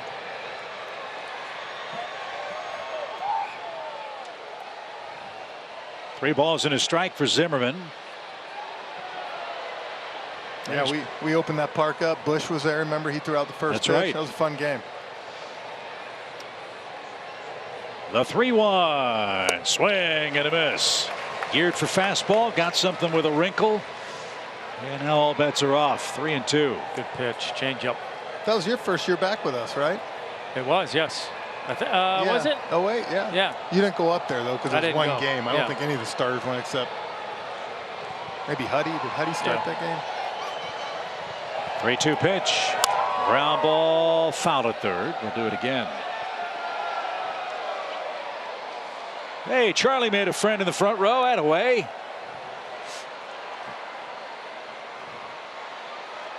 You talk about a place that needed a new stadium. You don't miss old RFK? Oh my. That place is a little cavernous. Woo. Yeah, it's not a great hitter's park either. 3 balls, 2 strikes. Fouled back.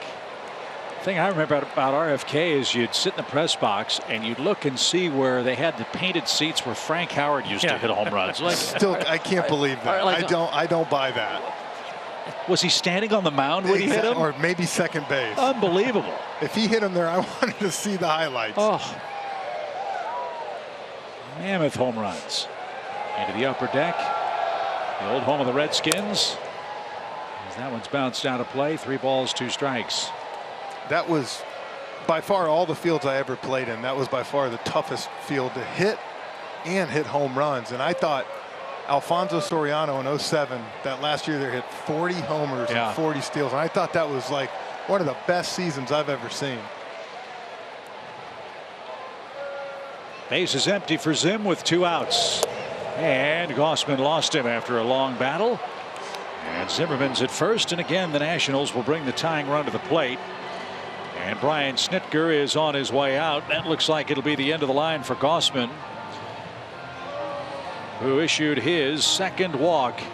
And it comes with 2 outs here in the 6th. He's got the lead, though. Braves bullpen is rested and ready. They're in action. 6-4. Braves lead it in the home opener.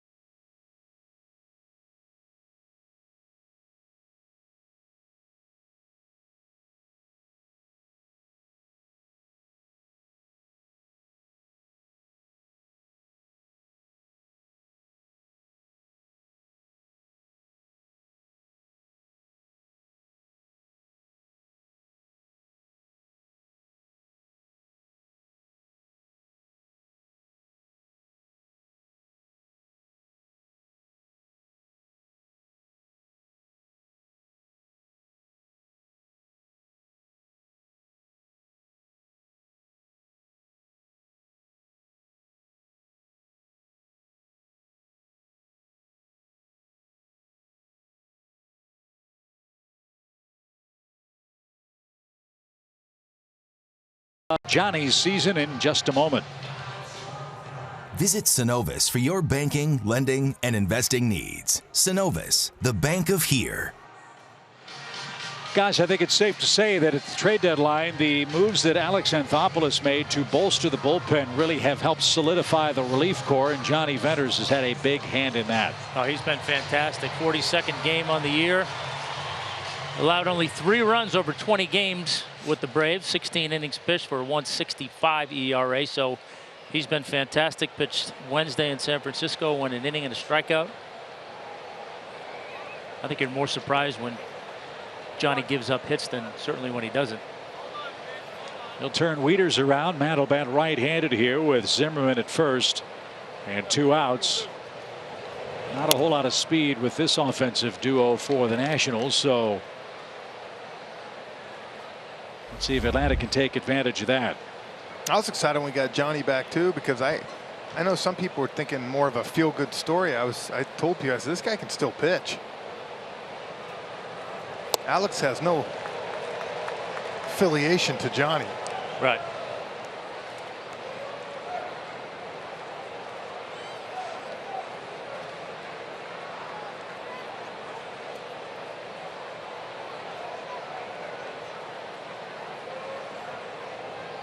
.41 relief appearances for Venters this year, entering tonight. 4-0 with 3 saves and a 1.20 ERA. His ERA overall is higher because remember the Tampa Bay Rays used that opener, and Johnny Venters got to start a game and gave up 5 runs as a starting pitcher. He didn't like that role so much, which ballooned his ERA up a bit. Yeah, that first inning's tough as a starting pitcher.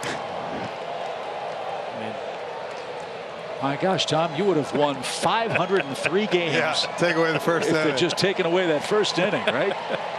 I don't know about that, but probably would have had a little less stress in a lot of those games. Yeah, right. It sure is working for Tampa Bay. That is an amazing story. The pitch from Venters is off the plate. That's not what he had in mind. Leadoff walk for Venters. And now Defoe's coming up.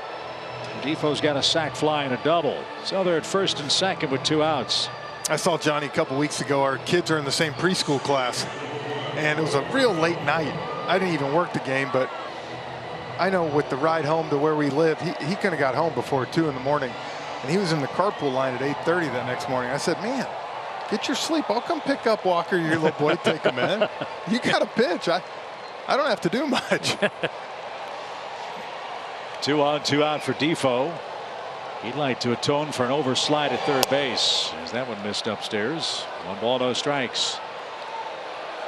Uncharacteristic of Venters has thrown 6 pitches, only 1 strike.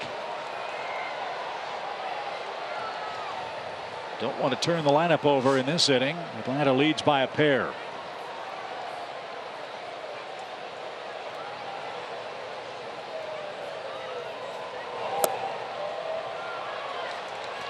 Braves had trouble throwing strikes in Arizona. They walked 31 men in that 4-game series with the Diamondbacks. And Sean Newcomb's gem against the Giants. The Braves didn't walk anybody. Mike Fultonevich in his start walked 1. It was such a different series when you think about it. I watched some of those games in Arizona, and it was just back and forth, back and forth. And then you go to San Fran, and I know we didn't blow those guys out, but you just watch a game and we felt in control the whole time. Whereas Arizona, you didn't know what was going to happen. It was kind of old-fashioned baseball. Get the starter out and get to the bullpen, which for the Diamondbacks has been struggling so badly. Defoe ahead in the count here. 2 balls, no strikes. And Johnny missed again. 3-0. Yeah, ball's running a ton on him. He usually has a little bit of that front side flies a little bit naturally for him, and that's what gives him so much movement, but might be pulling out a little bit too soon tonight, and therefore that ball's really running off the plate. Keep that front side under control a little bit longer. He did that time. It's a strike.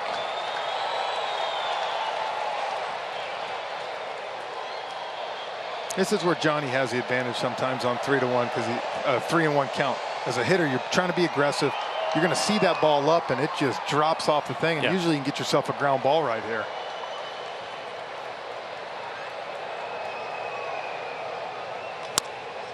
That's bounced foul. He's back in the count. It's 3-2. So an advantage for Zimmerman and Wieters here. They were running on that pitch. They certainly will be running here. They are not fast runners. Let's see if Johnny can make it academic here. Victor Robles is on deck. Should the inning continue. The stretch. Here it is.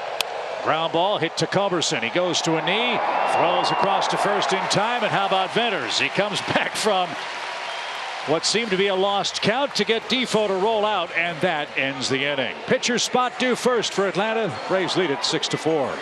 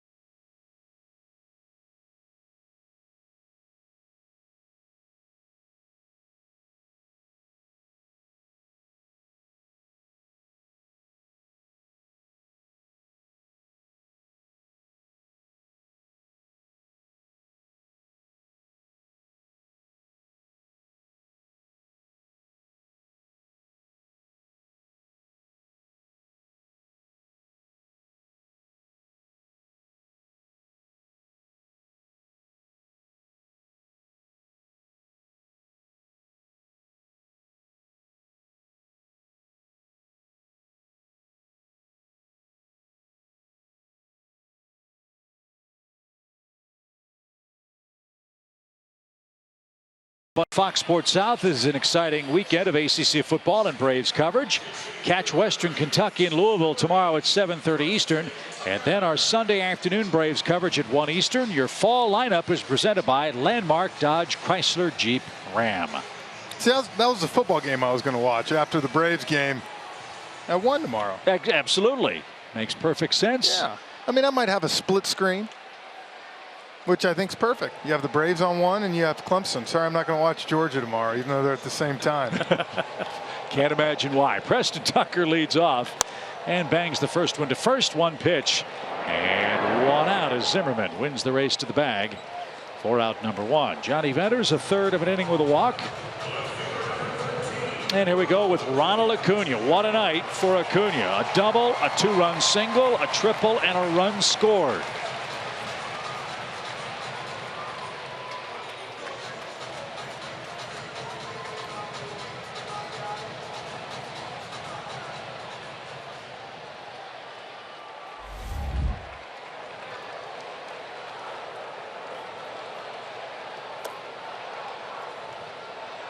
Our great producer Gretchen Caney reminds me that Freddie Freeman is the last Brave to hit for the cycle. That was against Cincinnati 2 years ago. Before that it was Mark Kotze. Before that it was Albert Hall. Perhaps tonight will be Acuna's night, as that one catches a corner, even count. Kotze went 5 for 5 in his too. I remember he had 2 doubles.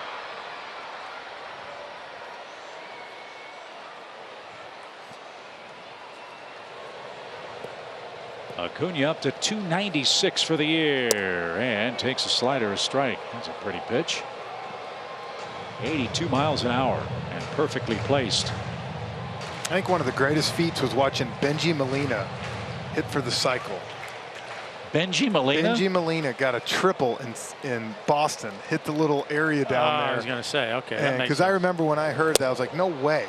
Swing and a miss. Good sequence there from Williams to strike out Acuna. First time he's been retired. 2 out. I was thinking maybe the outfielders fell down. I was thinking somebody did it and you fell down. That's exactly I hear right. you, because I remember seeing when I saw on the ticker Benji Molina hits for the cycle. I'm like, wait a minute, what happened?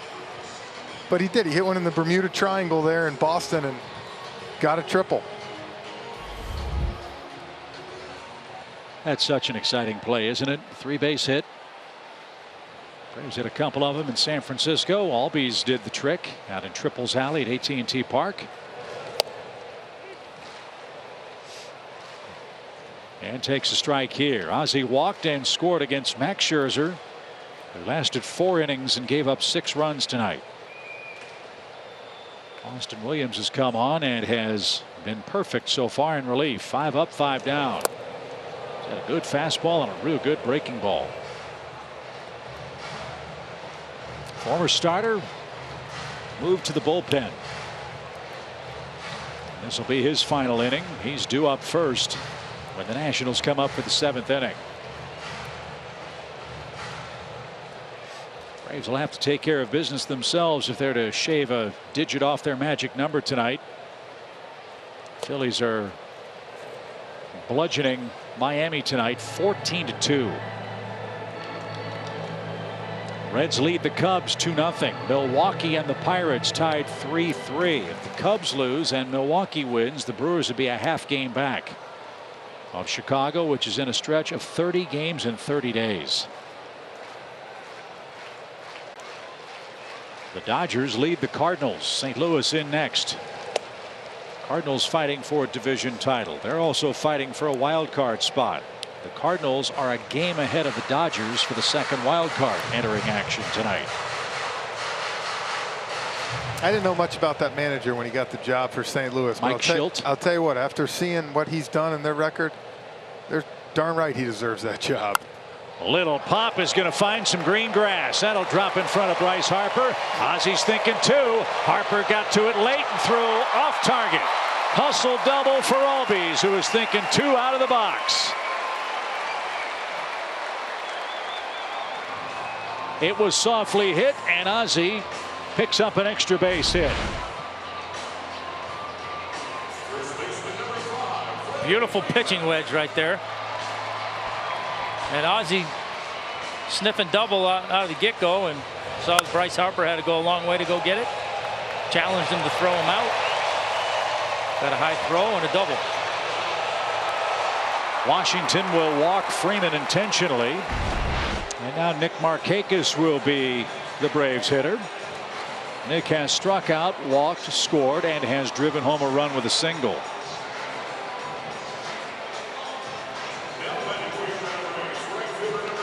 For Freddie Freeman,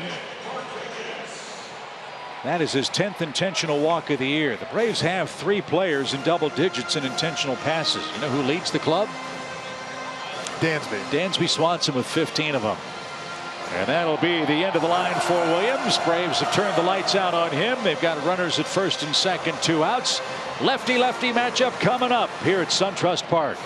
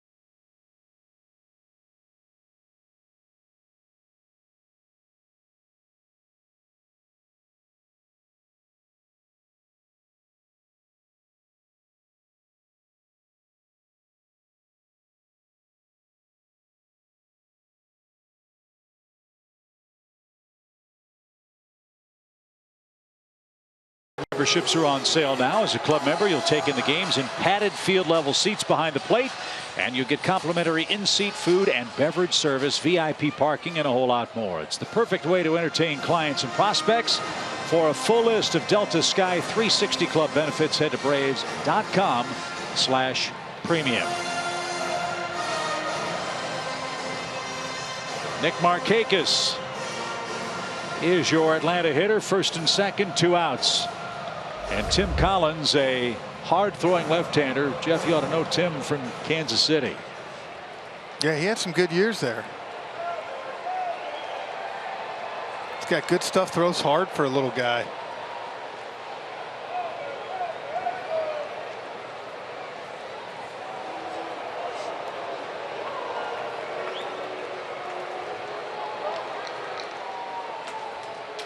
He's got a nice tight curveball off that fastball. Tim Collins was briefly a Brave. I'll explain after the first pitch to Markakis, which is fouled back. He was originally signed by Toronto as a non-drafted player in 2007. The Braves got him with Alex Gonzalez and Tyler Pasternicki for Yunel Escobar and Jojo Reyes. Collins was then sent to the Royals with Jesse Chavez and Gregor Blanco for Kyle Farnsworth, Rick Ankiel, and Cash at the trading deadline in 2010. And Collins was with the big league club 2011 through 14, missed 2 years because of injury. I remember in 2011, you know, he didn't come to big league camp, but he came over and pitched a few games, and we were all thinking, who in the world's this guy? And if I remember right, within the first couple weeks, he was up. 5'7", 170 pounds, had 2 Tommy John surgeries in 2015 and 2016. And he's another native of Massachusetts with an impossible name to pronounce. What is it? Here, I'll let you read it. You're the Massachusetts town name expert. Oh, that's an easy one. Worcester. Worcester. Yeah. Come on, you got Gloucester, Worcester. Tom had a graphic last week, Jeff, before the road trip with the Red Sox here. He had a graphic with 5 or 6 town names, and he gave Joe and I a quiz, and we flunked them all. We probably would have gotten Boston wrong. How can you not flunk that? No chance. And Worcester wasn't even on the list. It's like you go up there and they speak a different language. They really do. We do. We add letters, take letters off. 2 balls and a strike. Ooh, it missed. Missed a spot. That's why I didn't get the call. So now it's 3-1. You've got Culberson waiting next. Braves trying to add on with a 6-4 lead tonight. The Nationals pitching staff has turned in 1 perfect inning tonight. That was the 5th.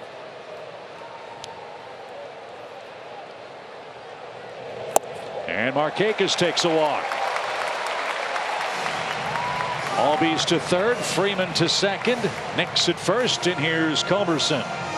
As we showed you, he has been very productive against Nationals pitching. This would be a great spot for Charlie to find a gap.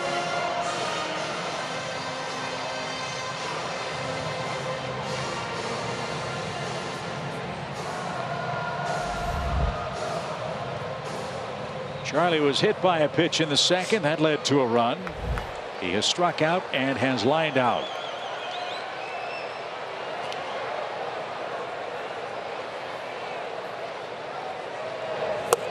Ball 1. With the lead, you've got the luxury of waiting this guy out. Make him throw a strike.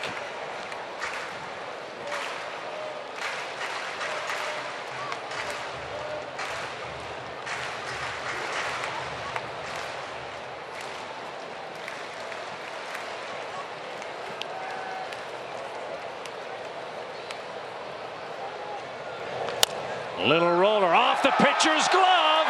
Everybody's safe and a run is in. The Braves have a couple of those tonight, and it's gotten them 3 runs. And we've got a 3-run game, and Collins as frustrated as a man can be. An infield hit for Culberson, scores Albies. Well, high chopper. It's a do-or-die play. I think it's one of those in hindsight. He probably might have wanted to let it go. I think the shortstop's got a better play coming in on that ball, but your instinct's trying to make the play and got a piece of it. I said he was a little guy. He is a little guy. You're right. Needed a couple more inches. So here's Ender. 2 doubles, 2 runs. And he's been very productive of late against lefties. Let's see if that continues.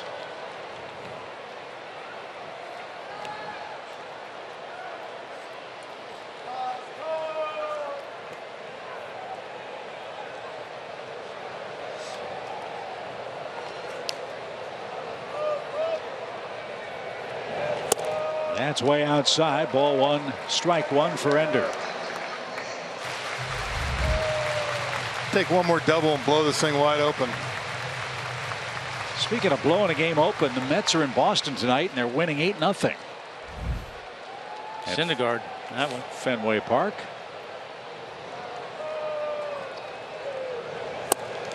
A little low. Collins didn't get the call. Where's Beantown at tonight, Glav?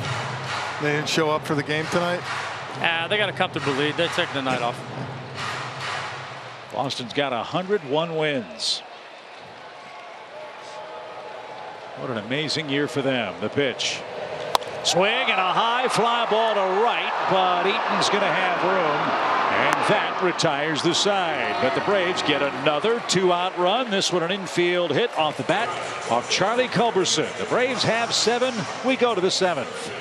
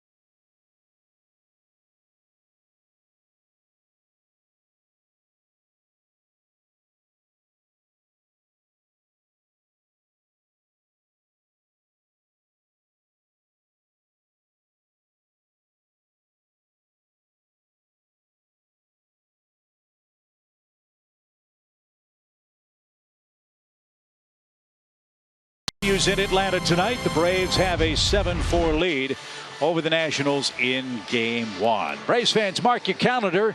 2018 postseason single game tickets will go on sale this Wednesday. Boy, isn't that great to say? To get the best seats for the biggest moments this October, head to Braves.com/postseason and reserve your seats today. Guys, not only are the Braves trying to chase down the Eastern Division, there's another race within the playoff race that Atlanta's trying to accomplish. And Jeff, that's something you were talking about with us before the ball game tonight. Not only is Atlanta trying to hold off the Phillies, but there's another club they're trying to hold off as they think about positioning for postseason action. Yeah, and you look right here. I mean, the Rockies, right now, the way it lines up, we'd host the Rockies. And anytime you can play only 2 games at Coors Field instead of 3, it's an advantage. But at the same time, you know, Cubs and Brewers and Cardinals, if they all start beating up on each other and we play well, you can always sneak in and have home field advantage the whole way. That's if you finish with the best record. Yeah, that best record is still it's still on the table. Within reach. And remember this, the Cubs have to finish their year facing their hated arch rivals, the Cardinals. As Dan Winkler is on to pitch. The Rockies in the final week plus of the season have to deal with the Phillies and the Nationals. Those are the 2 clubs that Colorado has to face.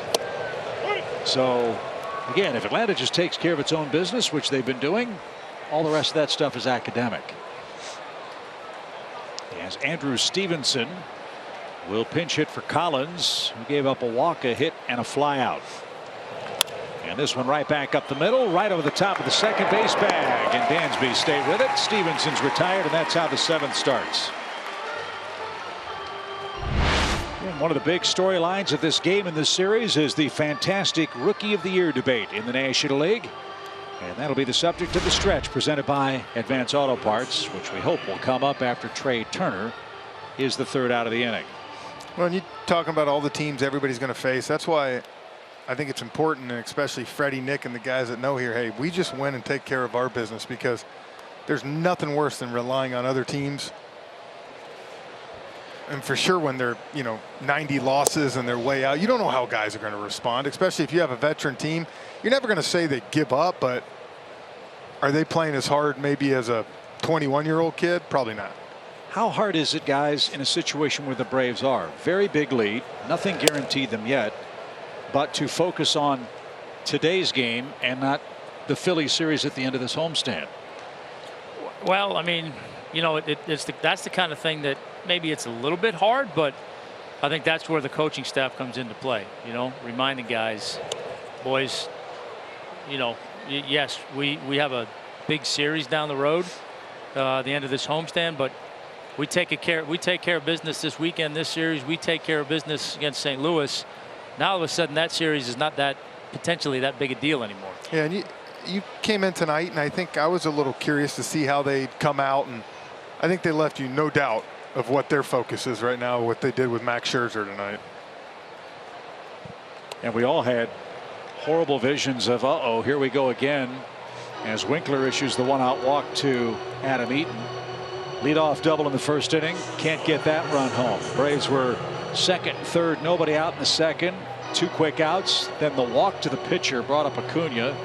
And that bloop base hit seemed to just awaken everybody. It's like, oh, okay, we're all right now against Max Scherzer.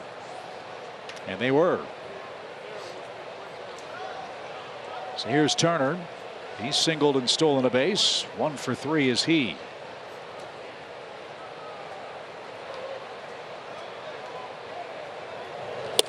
And that's up and away. 1 ball, no strikes. Dodgers have extended their lead in St. Louis. It's 2-0. Cardinals are batting in the bottom of the 7th inning at Busch Stadium.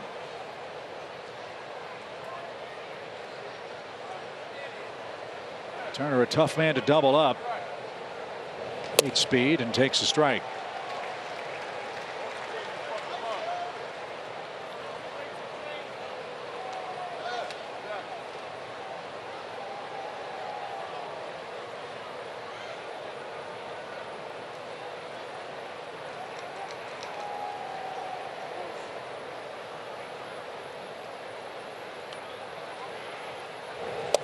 Took a little off, and Turner couldn't pull the trigger.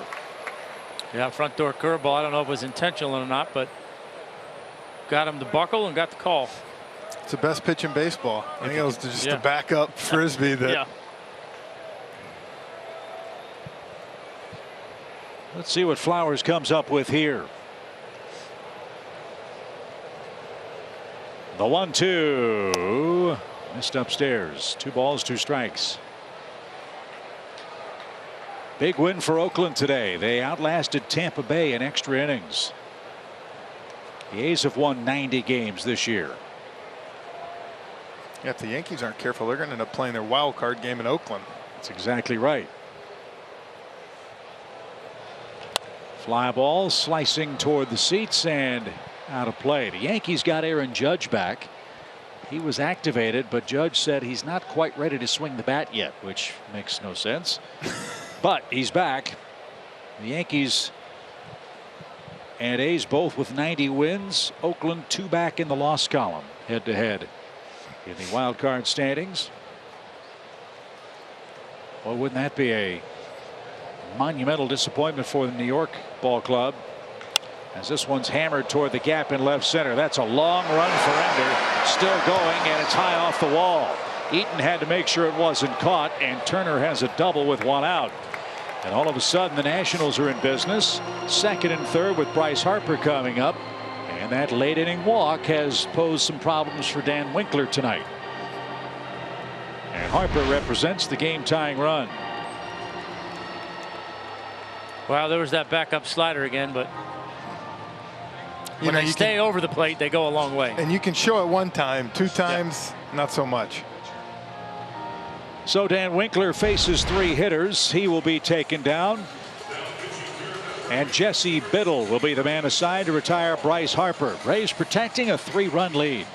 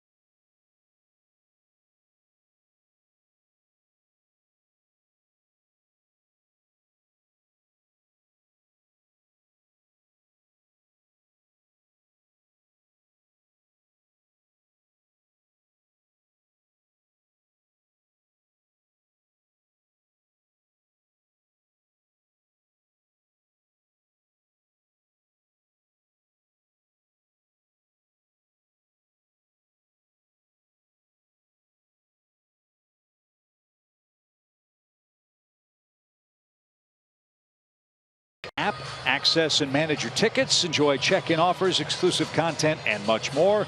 Download the MLB Ballpark app today. It's Biddle versus Harper.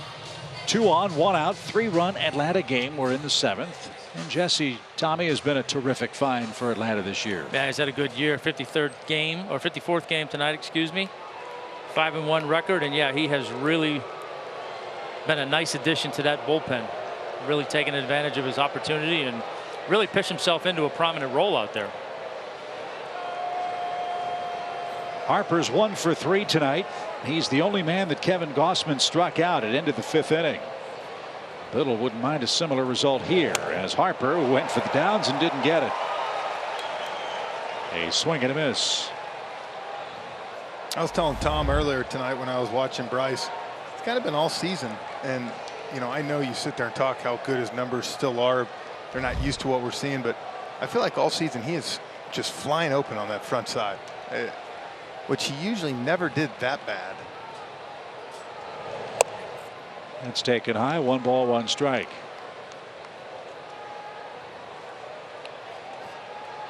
I think that's the one thing that I always felt like he did so good, was going the other way and having so much pop. This isn't a guy that needs to fly open. No. Yeah, if he hits it right, it's going to go. And that's way high, ball 2. Harper's a 6-time All-Star. He was the MVP of the league in 2015. And one of 4 active players in the game with 150 or more homers before their age 25 season. The others, Trout, Pujols, and Giancarlo Stanton.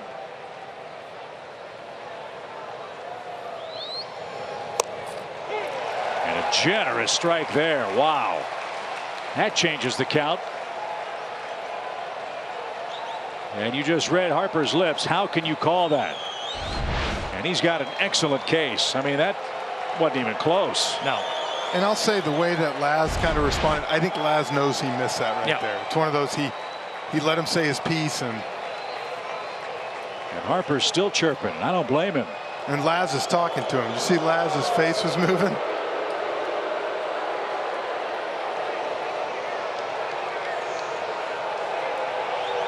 You can't argue balls and strikes, and this argument continues. And Laz Diaz is out for an explanation. Remember, Diaz and Williams were chirping earlier.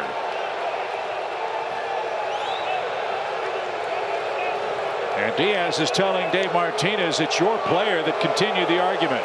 And I'll tell you this right now, as a batter that's been up there in that situation before, I guarantee you Laz was trying to tell him, listen, you said your piece, I messed up, there's no reason to keep going, you know? I get it. I'll bet you that's why Harper's still in the game.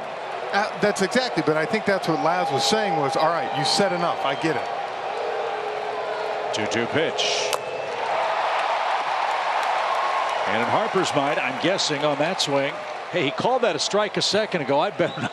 Yeah, I'm not giving him another chance to call one. Right. Well, I'll tell you this right now. I don't know what he does, but if he somehow strikes out here, I don't think he's going to be in this game anymore. No. That would be just fine with everybody in the ballpark tonight. 2-2 pitch. Line foul to left.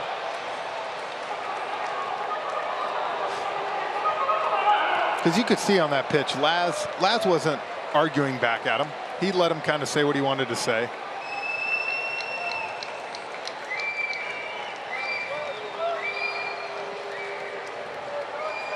The Nationals are fighting for their postseason lives. They are not eliminated yet.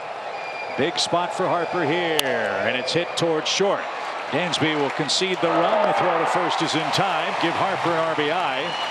Braves trade the out for the run. It's now 7-5. Harper with 95 runs batted in, and they cash in the Winkler walk. And I'll tell you another good job here by Dansby was it would have been real easy for him to try to go to third base here, but somehow you throw it away, you don't get the tag. He took the smart out, made sure he got 2 outs.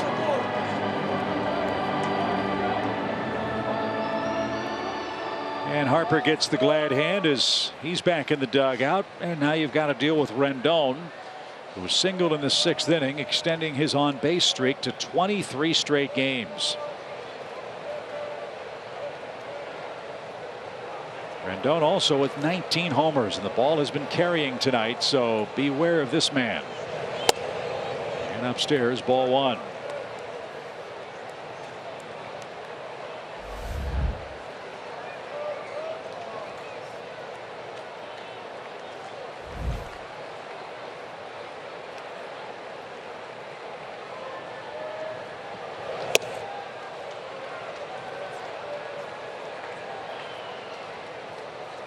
Joe Simpson says so many times that in postseason play, a walk is a rally. It was for Washington here in the 7th. You've got Soto waiting on deck. Can't give these guys any more base runners. And Biddle's a pitch away from doing exactly that. 3 balls, no strikes.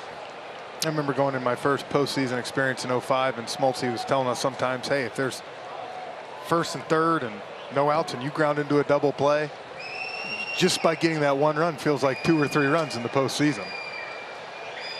Yeah, you got to take them. You got to get them when you have the opportunities. You can't leave them out there. Will Rendon have a green light? We'll never find out. It missed up and away. So every Braves pitcher who has worked tonight has issued at least one walk. And now Chuck Hernandez is out to talk to Biddle as Soto's coming up.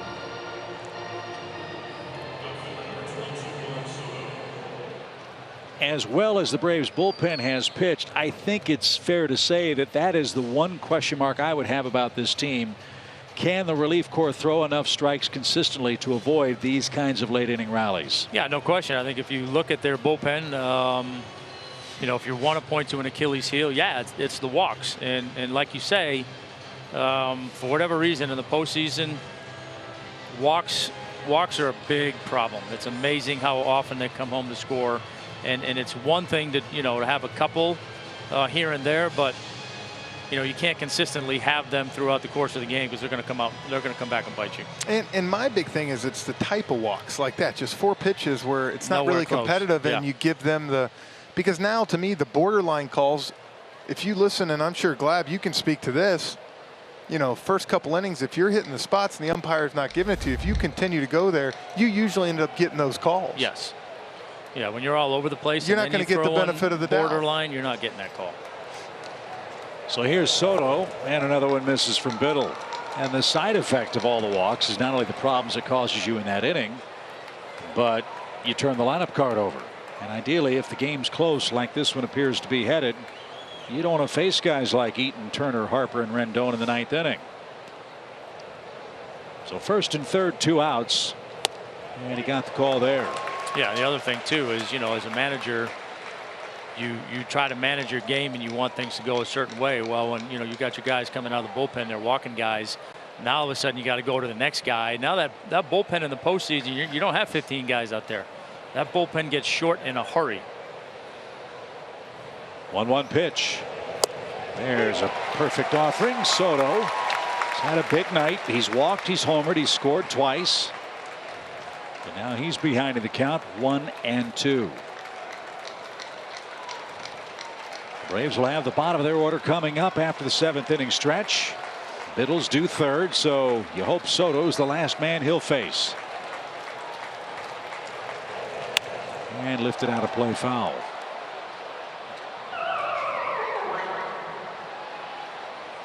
It's funny, I watched that pitch from Jesse.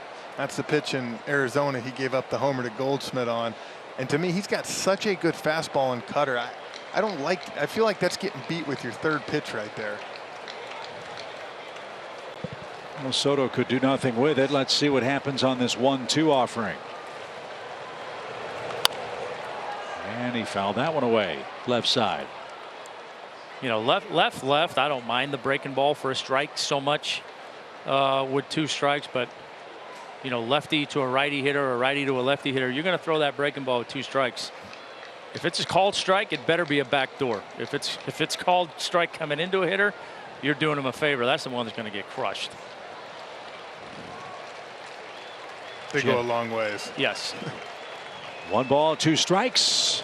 Swing and a miss. Biddle gets Soto to chase, and that puts out the fire. Washington settles for 1 in the 7th. Time to stretch. Good ball game in Atlanta. Braves lead at 7-5.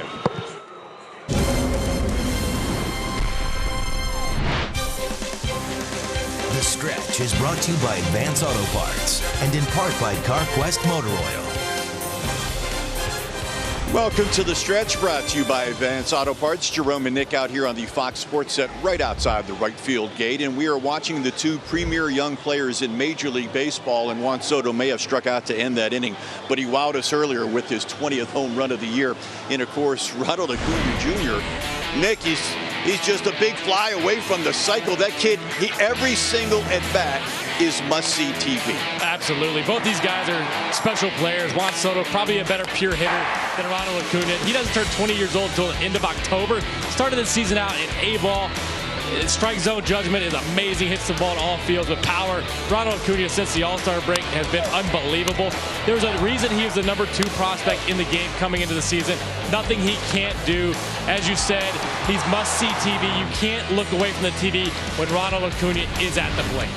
Do you weigh in the effect that he has had on the Braves since they moved him to the leadoff spot when you're considering Rookie of the Year voting? I think you do a little bit, but also in my eyes, home runs make a difference. 25 to 20, the average is not that much off, so I still think Acuna is going to win the Rookie of the Year. The on-base is a little bit different. Soto's got a better eye at the plate. He's got 71 walks on the year, but I'm looking at home runs. I'm looking at the difference in average and what Acuna has brought to the table, especially since moving to the leadoff spot. It's going to be an awful lot of fun to watch these two guys play all 3 games this weekend. All right, before we get you back upstairs, a quick word from our friends at Advance Auto Parts. Visit your nearest Advance Auto Parts store to get the quality parts you want from people that know a lot about them. Advance Auto Parts. Let's get you back on the road. All right, fellas, great job on the stretch. There are the 2 Rookie of the Year candidates. And tonight, Acuna's had the best of the matchup. A double, a single, a triple, a run scored. Soto's hit a homer. He's walked. He's scored a couple of runs, but he's hit into a double play and struck out. And Washington goes ever deeper into its bullpen. And this is Stephen Voth, who's going to come on and work. Excuse me, Austin Voth, I beg your pardon. Austin Voth is the man on the mound for Washington. 2015 minor league pitcher of the year. He's been up and down 4 separate times. And the first pitch to Flowers is hit a mile high to left, but not deep enough. And to the edge of the track goes Soto. He's got it for out number 1. Boy, Tyler just missed that pitch right there.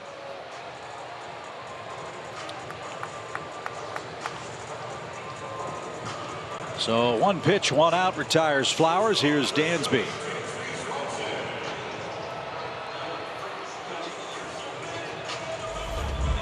Both struck out 117 men in 24 AAA starts, slightly less than 1 per inning pitched. I would imagine he's going to have a crack at the rotation for the Nationals in spring training next season. Isn't that funny to say? Washington, remember they had that star-studded rotation with Scherzer, Strasburg, Gio Gonzalez, Doug Fister, Tanner Roark. And Roark, Scherzer, and Strasburg, the last men standing. They've got Joe Ross coming back from Tommy John.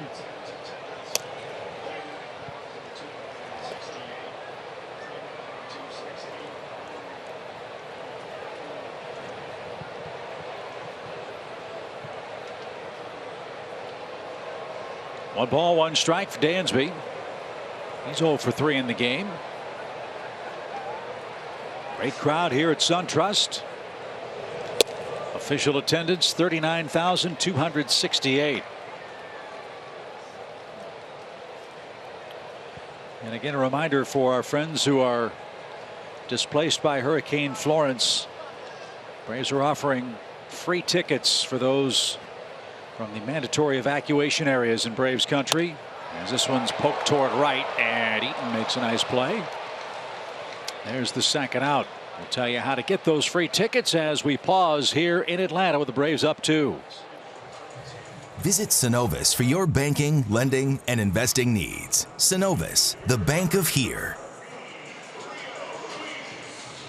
Rio Ruiz is the batter. You heard Kelsey mention those tickets are available throughout this weekend with the Braves and Nationals. 1 o'clock starts for the final 2 games. Just present your ID, and the great folks in the Braves ticket office will take good care of you. We're expecting big crowds the rest of this final homestand. And of course, our thoughts and prayers are with the great folks in North Carolina, South Carolina, and the Georgia coast tonight. Rio Ruiz, the pinch hitter.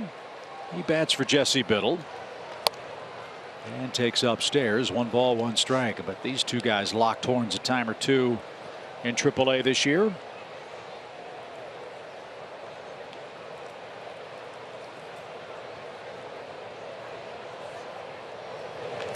That's hit toward Rendon, who had his man played perfectly, and he whips it across the diamond in time. And it's a 1-2-3, Atlanta 7th. We go to the 8th. Braves by a pair.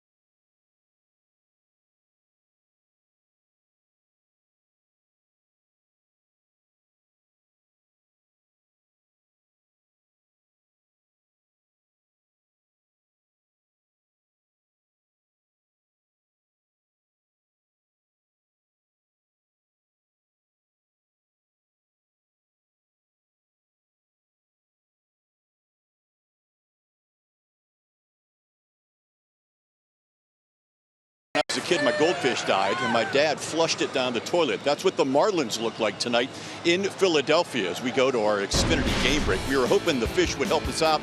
It was all Philly. Scoreless in the second, Aaron Altera, 2-run shot. That plated the first couple of runs for Philadelphia, and they continued to score and score and score. Bottom of the fifth, 2 on now. Altera again. He drove in 5, went 4 for 5. Philly wins big, fellas, 14-2, unfortunately. Well, Jerome, we told you the Phillies have had a losing record against every team in the division except Miami. So Atlanta just needs to take care of business tonight, and they can trim their magic number to 9 if they can hold a 2-run lead. It's Brad Brock versus Zimmerman, Wieters, and Defoe in the Washington 8th inning.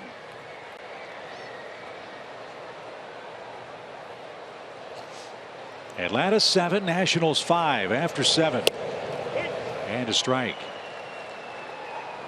I got to believe we're going to see Robles come up 4th here if someone's on base. They got a chance to tie it up. Yeah, he was in the on-deck circle earlier back in the 6th inning, but Defoe grounded out. And that was the final threat. A swing and a miss by Zimmerman on a nasty pitch from Brad Brock. That was nasty.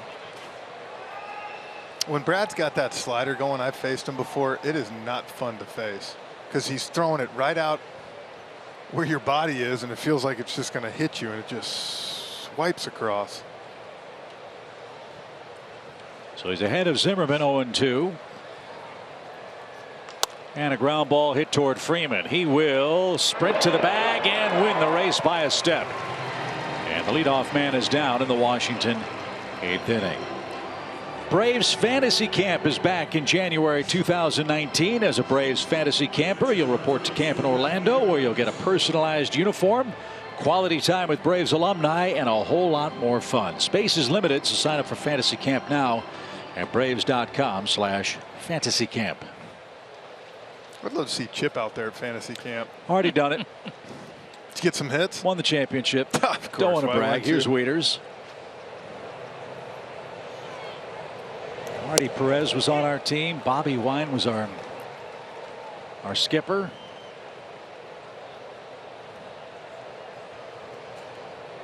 Did you pull any hammies? No. No. I can't run that fast. Pull a hamstring. But I will say the limits of polyester were certainly pushed to the limit. As Wieters behind 0-2. I would love to go in and see those training rooms during Fantasy Camp. It's got to be just beautiful. I want the ice concession. But the Braves do put on a great show down in Orlando. You dress in the big league locker room. Fred Stone does an excellent job of making everybody feel like a big leaguer. They have kangaroo court, all that stuff. It really is a lot of fun. And the players, I mean, they get into it, man. It is not just, hey, let's go out and have a good time. They get after it. Yeah, former Falcon Brian Finneran did it this year, you know, and he told me it was 5 of the funnest days he's ever had. Really? Yeah, he said it was a blast.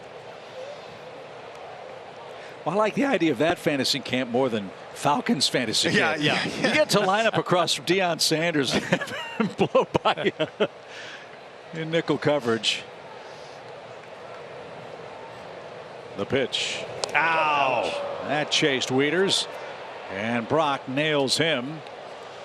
And Wieters will take first base with 1 out. And that hurts in more ways than one, for it brings the potential tying run to the plate.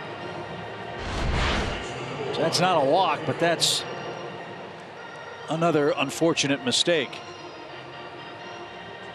God, Wieters took that off the shin. He took it like a champ. I thought he took it off the shin guard because the noise it made, but that had to hurt. I guess good thing it didn't hit him in the kneecap, but it didn't feel a whole lot better. So here's Defoe, runner at first, and a strike. So again, these walks and how the hit batsman threatens to turn the lineup card over again. I got hit in the kneecap in the minor leagues, and I asked my trainer to put me down. I said, I don't want to put me down. I'm like a horse. 1 strike pitch. And the pitchers show no mercy, do they? Oh, they don't care. No. You foul a ball off your foot, they're going right back. Same spot, do it again.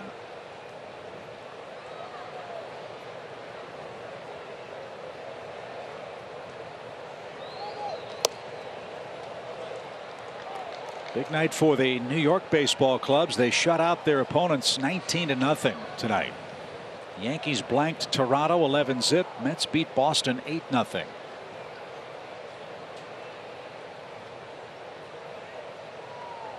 The 2-1. He is fouled off the screen and then almost picked off the on-deck hitter for the Nationals. Mark Reynolds, look at him.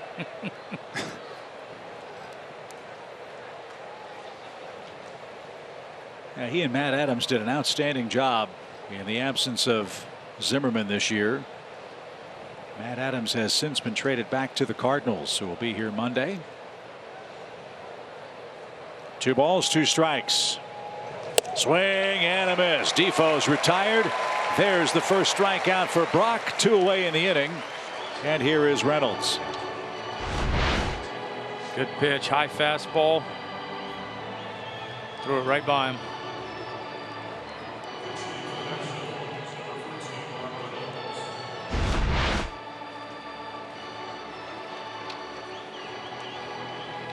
Here's Reynolds. 13 homers, 39 RBIs, and 178 at bats. And a swing and a miss. There's a good pitch. Reynolds on July 7th had a 5-hit, 10 RBI game against Miami. That's a month and a half worth of stakes, especially for a part-time guy. Washington, the 7th different team Reynolds has played for. And that's because he can hit the ball a long, long way. He's one of those guys that I want to pull a bunch of the GMs and say, you didn't want to give this guy $1 million this year? Yeah. He had 30 bombs last year, and look what he's doing this year. He couldn't get a job. There's a strike. It's 1-2. There are a lot of first basemen that were sitting around waiting for somebody to give him a contract this offseason. Matt Adams wasn't one of them. He was one of the earliest guys to sign, and the Nationals reaped the reward of that. Pitch. That's the inside corner. Left side of the Braves infield was headed to the dugout. That was close.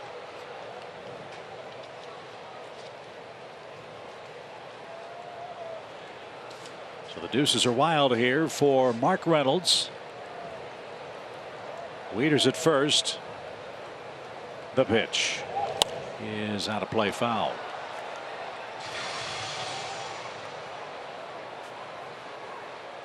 Yeah, you ever get a chance to come to a game and watch BP a little bit earlier? It's fun watching Mark Reynolds hit. It was really fun watching him hit in Colorado in batting practice. He would hit balls. He's still got the longest home run in Citi Field up in New York. Does he? Yeah. This one's lifted to left. He almost one-handed that ball. Acuna back, still going back at the wall. Can't get it. It's off the fence. Wieters is on his way to third and has to stop there. And Reynolds just about tied this game.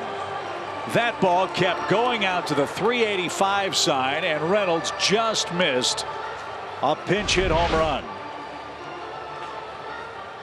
That was all just hands, like you said, out front. But I was curious, did Wieters think there were 2 outs? I mean, 1 out? I don't know, because I don't know how he's still on base. Well, he got hit on the knee. I don't know if he can feel his leg. That's true, that too. could be, yeah. Look at him. Yeah. Yeah, you might be right. He did just get smoked. So this is a very important sequence. 2nd and 3rd and 2 outs.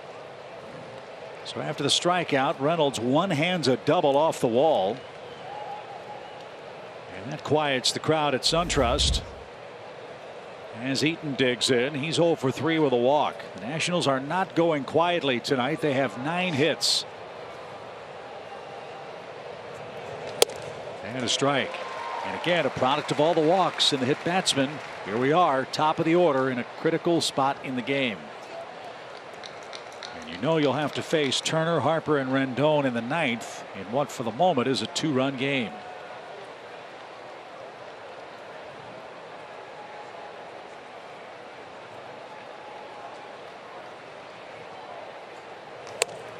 Well, I think that's the problem, as Tom said, all those walks. Instead of facing the bottom of the lineup in the 9th, now you're going to have to go through the heart of their order for the 5th time. Yep. Forcing yourself to have to make quality pitches to get out of innings, and the more times you do it, sooner or later you're going to get burned.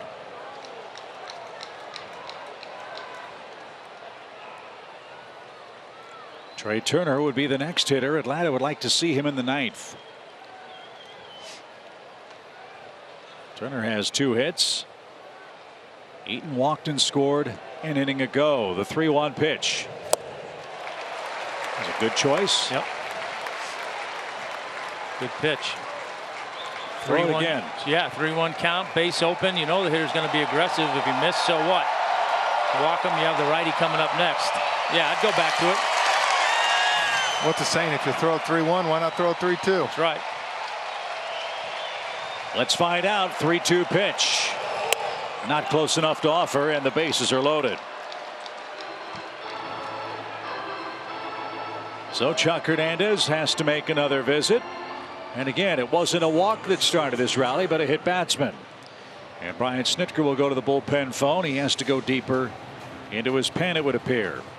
And see, this is where I'm sure Snit's calling down there. You got Mentor warming up, but just say for some reason Turner gets on here and it's 7-6. What Tom said, now you're putting people, you're bringing Mentor in, and he's got no room for errors, no room to feel like you can really let it go a slider to Bryce Harper. And that's where it gets tough. Well, again, every Braves relief pitcher tonight has walked at least one batter. That was the problem they had in Arizona. That's why the games against the Diamondbacks were a lot like this one. They weren't decided until the 8th of the 9th inning. And for Brad, he had a hit batsman in there. And I think that's what worries you as we talk about it. Yeah. Y'all, I know, called the Red Sox series, but I was here for the Rockies. And when you put free guys on base with that kind of lineup and that kind of firepower, eventually it's going to burn you. Yes. Washington's going to take Reynolds down and bring on a pinch runner. It's Michael A. Taylor. So he'll be the pinch runner for Washington.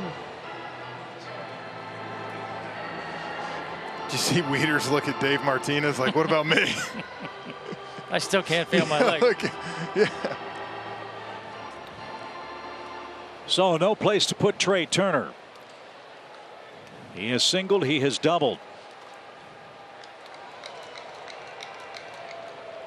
Eaton's had a history of leg problems the last 2 years. He's the man at first with a big lead. And a first pitch strike, 0-1.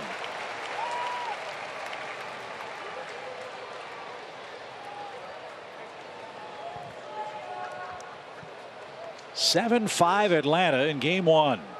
The pitch. He didn't chase it. 1 ball, 1 strike.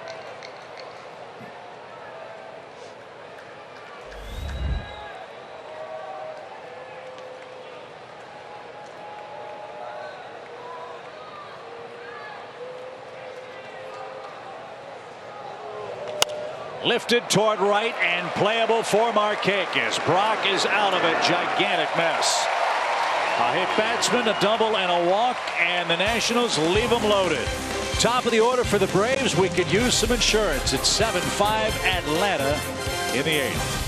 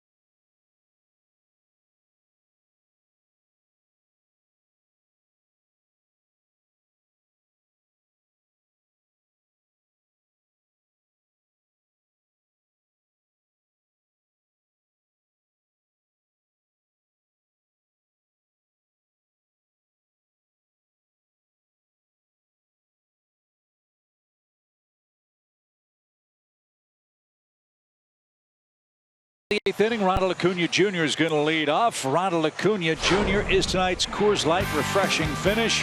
How about his night back home in Atlanta? Putting on a show. Double there off the right field wall. Big 2 RBI single on a little blue piece there to right field, and then smoked another one for a triple. Thought he missed it.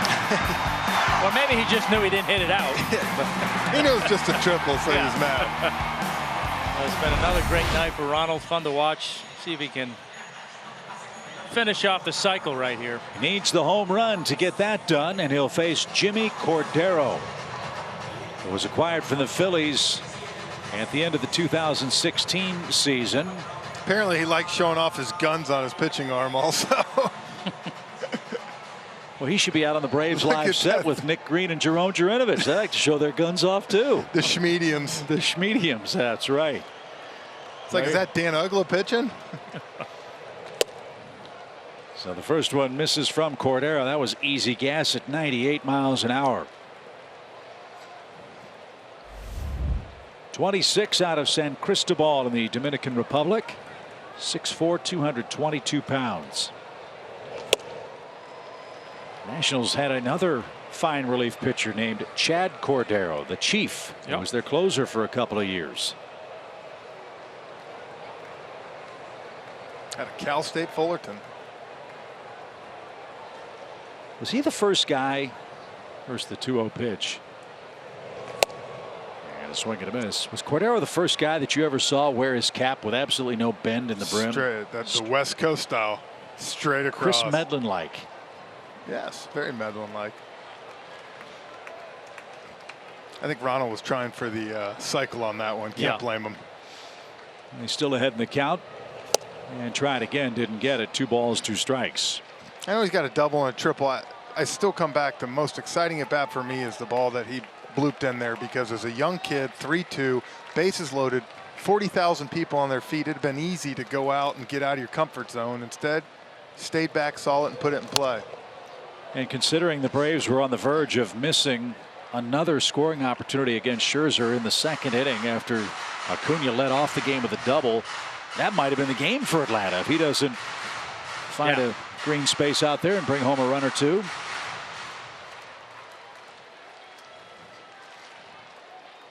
That was a huge play back in the 2nd. Now the 2-2 pitch. And missed inside. That was a huge play, but before that too, Kevin Gausman working the walk, fouling off 2 or 3. Because that's one, like you said, he's 1 for 15 from the American League. You just figure, okay, that's an easy out. It wasn't, and he hasn't been an easy out. 3 balls, 2 strikes. The pitch. Little chopper hit toward short. Turner charges, bare hand try. No chance. Infield hit. The 4th hit of the game for Acuna.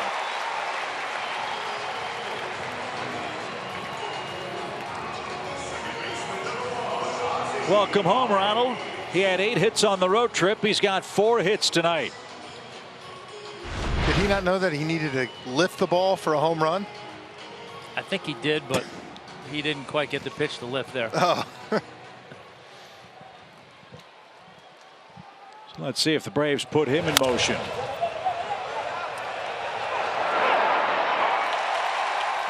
Easy speed, too. Amazing. So here's Ozzie. Albies is a double away from getting to 40 of those. If he can get a double this season, one more, the Braves would have 2 players with 40 or more doubles, which is something that hasn't happened in a while, has it, Tom? Apparently it hasn't, no. When's the last time? It was a while ago. Chipper and you, Jeff. Oh, really? You. Yeah. Okay. I didn't know that. 2007, maybe?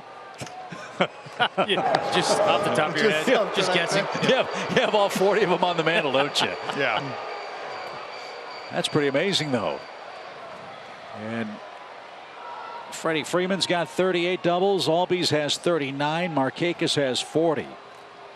Braves could have 3 guys Oh, I'm pretty sure they will. Big lead. Ronald back standing.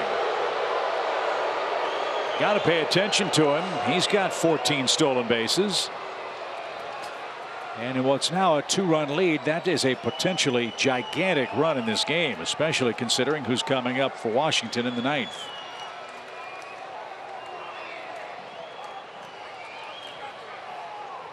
Not going, and the pitch outside, ball 1.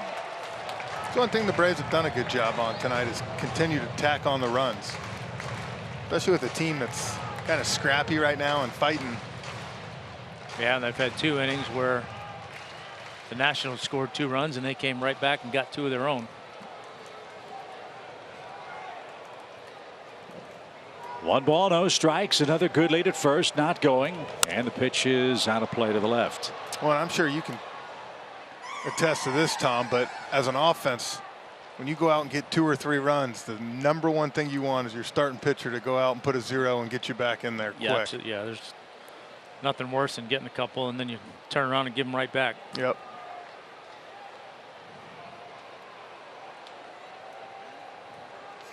Washington took a 2-0 lead in the second. The Braves came right back with 2 of their own in that inning. 2 in the third, 2 in the fourth, 1 in the sixth. Nationals got 2 in the fourth inning, 1 in the seventh. They've left 9 on base. The Braves have left 8. And in the 8th inning, it's a 7-5 lead with the leadoff man Acuna aboard with his 4th hit of the game. Cordero stretches in the 1-1. Is fouled away again.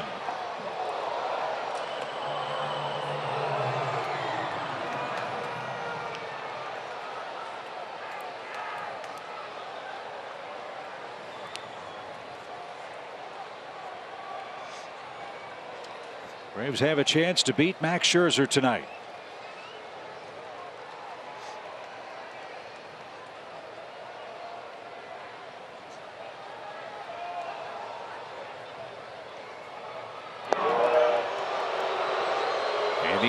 In the NL Central, Cubs lead the Reds 3-2. That game's in the 9th.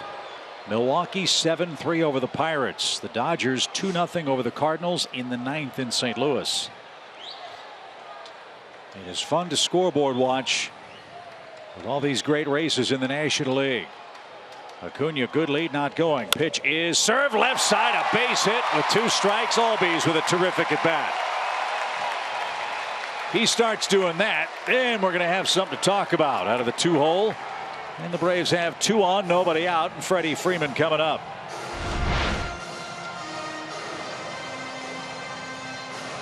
That's just a good piece of hitting right there. That's a really good pitcher's pitch. And just served it through the hole. So Dave Martinez once again makes his way to the center of the diamond. The lights go out here at SunTrust Park. The electronic chop is working. Braves look to add to a 7-5 lead.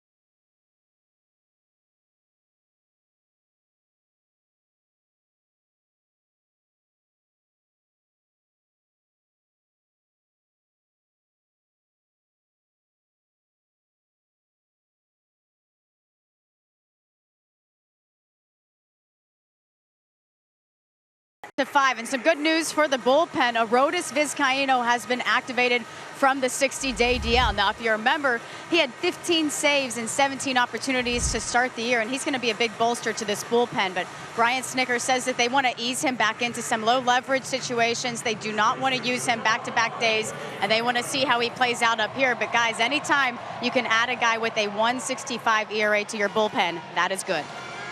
That is good, and a fresh arm this time of year, Kelsey, would be a welcome addition. But I would imagine this is not the kind of game Brian wants to use Vizcaíno after so much time on the shelf. But perhaps that opportunity will arise later on this homestand. Sammy Solis will come on and face Freeman, then Markakis, the lefty-lefty matchups. Now for the Nationals, Freeman's lined out twice. He's hit a sac fly, and he's been walked intentionally. 2 on, nobody out. Again, a critical at bat in this game, with the Braves leading by 2 runs.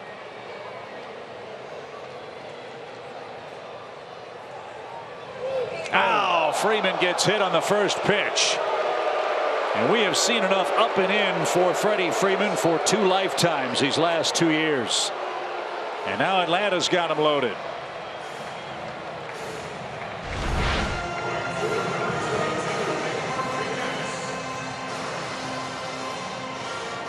Off the right triceps.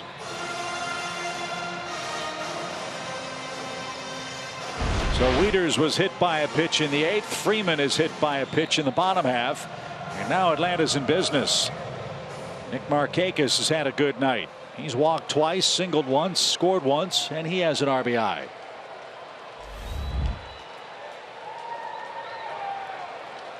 Back-to-back singles start the inning. Solis hits the first batter he faces, and now Markakis could maybe deliver the knockout blow. And a breaking ball for a strike.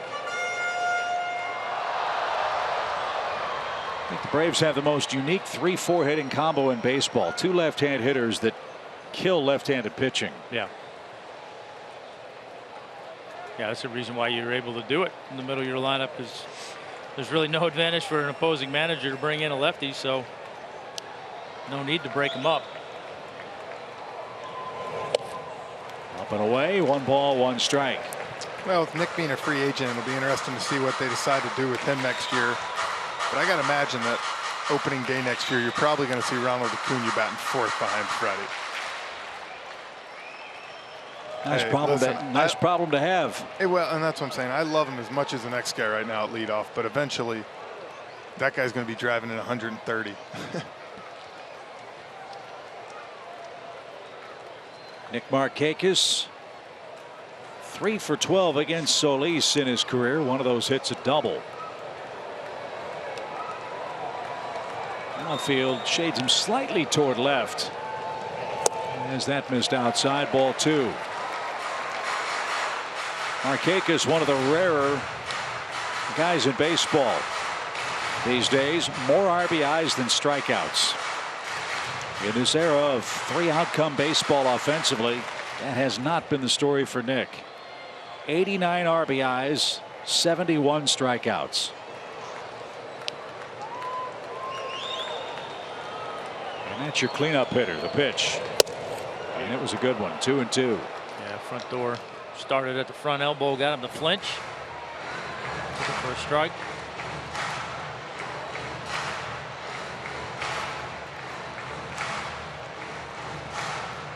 One thing that makes Nick so good, though, is he's never scared to hit with 2 strikes. You know, he was looking for something else, 2-1, and he didn't get it, so he's not going to swing. He trusts himself so much with being able to stay back and hit the ball that he doesn't worry about that kind of stuff. Good cut there. Well, Markakis first in the National League in hits with 175 of them, 53 multi-hit games. What a year. And 14 hits over his last 11 games. After a 162 stretch over a 3-week period when we were last here in Atlanta. So he's heating up again at the right time. 2 balls, 2 strikes. And Solis steps off.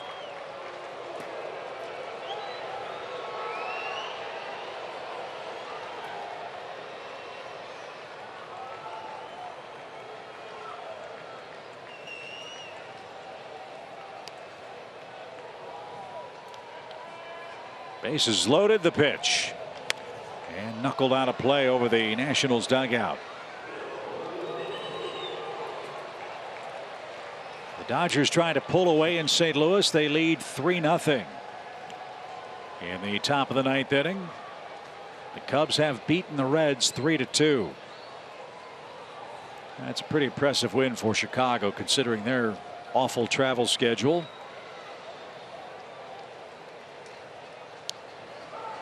So Milwaukee can't gain ground on the Cubs. The pitch is squibbed foul. Good at bat by Markakis, hanging in tough against Sammy Solis. Yeah, that's what he does so well. Fouls off tough pitches. Makes the pitcher keep making them and banking on him make a mistake. You couldn't be more right. He'll foul off 5 or 6, and eventually the pitcher's going to hang one or put one where he shouldn't. And Nick takes advantage.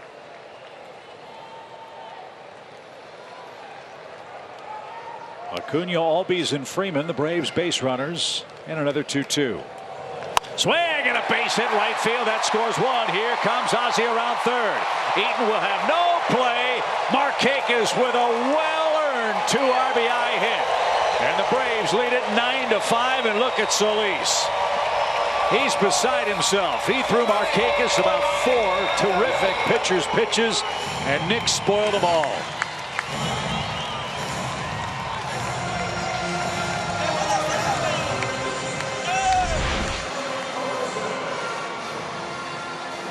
Yep, fouled off a couple good breaking balls. Got a changeup in a little bit, but not in enough. And Nick smoked it in the hole. So it's a 9-5 Atlanta lead. 91 runs batted in for Markakis this year. And that sets a new Atlanta high for him. His previous was 89, set in 2016. Nick's major league RBI record is 112, set in 2007. He's gotten to 100 or more RBIs twice in the major leagues. He's got a shot to do it here with the Braves. So first and second for Culberson, who shoots one off the screen foul.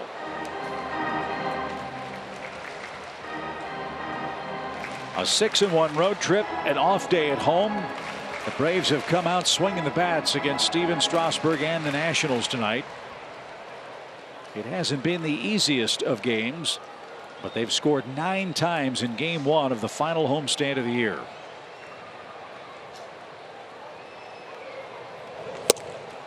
And Culberson's retired on 3 pitches, 1 out. Well, I just think that shows you the makeup and dynamic of this team right now. I think they're feeling it. They know what's ahead of them. Phillies went out and put a huge win tonight. They're facing Scherzer. Most people would think, oh, you're gaining a game. And I mean, Atlanta's had a great offensive approach all night. All night. They made Max work, and then every other guy that's come in has had to throw a lot of pitches. Yeah. I'll be interested to see what Scherzer says about the game tonight. That second inning where he had to throw 31 pitches really seemed to tax him on a 90-degree night with humidity. And Jeff, as you said, Acuna's base hit will get all the headlines, but it was the Gossman walk that set up that opportunity, and that might be the biggest sequence of the game. Well, and that's an example of things you can do as a pitcher to help yourself win a game.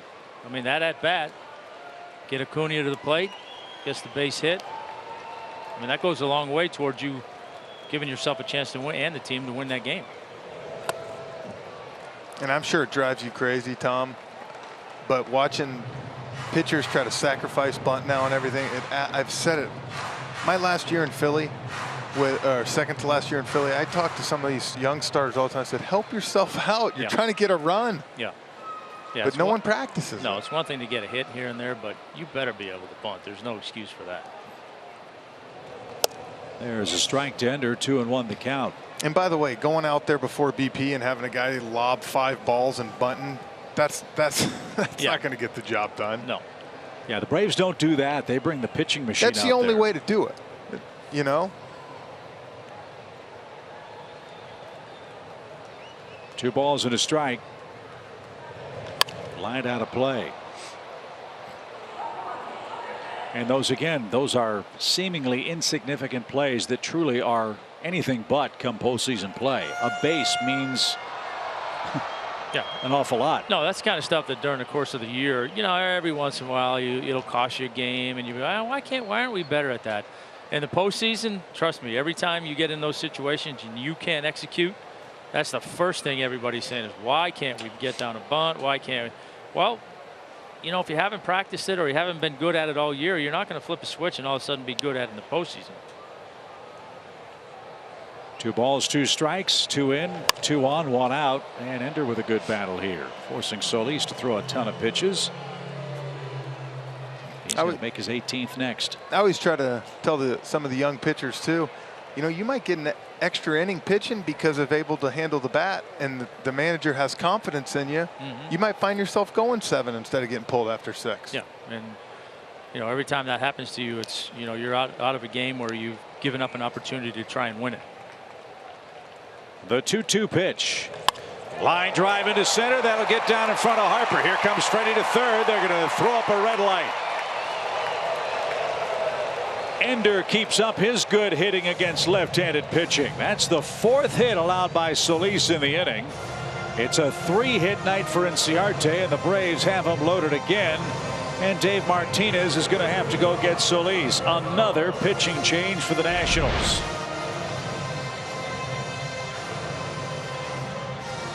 So Cordero doesn't retire a batter. Solis retires 1 hitter. He's given up a couple of hits. He's also hit a batter. And the runners aboard are his responsibility in a 9-5 game in the Atlanta 8th.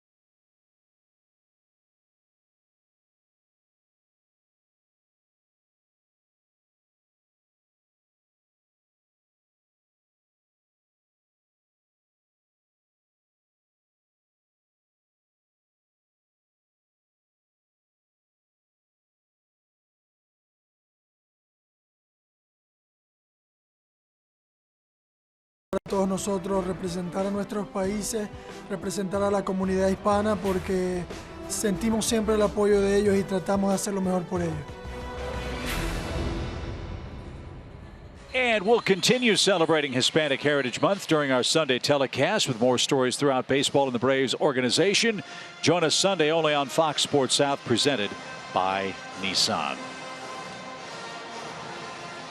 New pitcher for the Nationals. It's Kyle McGowan, formerly of the Angels system. They acquired him for Danny Espinosa.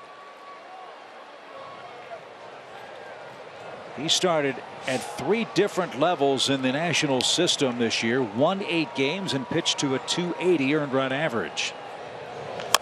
And a bouncing ball hit toward third and foul, strike 1. Led all Washington farmhands with 152 strikeouts. So again, another youngster that I'm sure will get a look in spring training next year.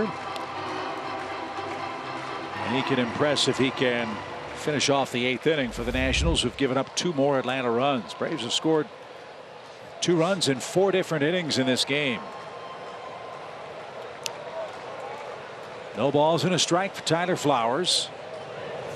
That's a good slider. 0-2. I know the Players Association is probably going to hate me saying this. Uh-oh. But I really do wish that they would limit the amount of players that can play each day in September. Yeah. Or you know, put 30. You got to pick 30 guys. You can have 35 on the thing, but 30. Do you like hockey? Have healthy scratches? In other words, you know. So if you have a game, no, you got to do something, because otherwise you would put, like, say Tom pitched yesterday, or say Scherzer tonight. Yeah, I was going to say Scherzer's not on. You know. Well, I was going to say like Williams tonight. He's not going to pitch tomorrow after going an inning and 2/3. No, right. but So have him be a healthy scratch tomorrow and substitute him on the roster with someone on a taxi squad, I guess, is something that's been proposed by many. 1 ball, 2 strikes. Remember a couple of years ago, I think we played the Nationals late in the year. It might have been the Nationals or the Phillies, I forget which. They had a different pitcher for every inning of the game. It was a meaningless game for them, and even less meaningful for the Braves, who are out of competition. And it just became a parade of reliever after reliever. 2 balls, 2 strikes. it just gets to be like when you're breezing through 31, 32 players a night sometimes, that's just gets to where it's not, you can mix and match from 5 innings on. Yeah.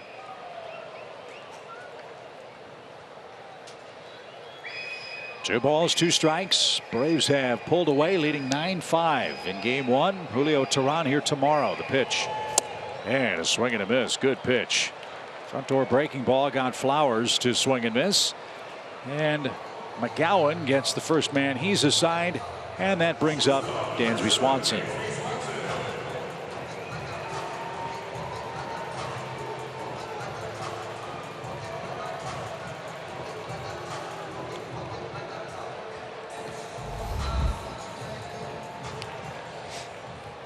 Dansby's 0 for 4. It's 11-20, Glav. How you holding up? I'm holding up all right. I'm good. Yeah. 7-8 days in Italy, you know, it'll do it to you. Yeah, time change is a little rough.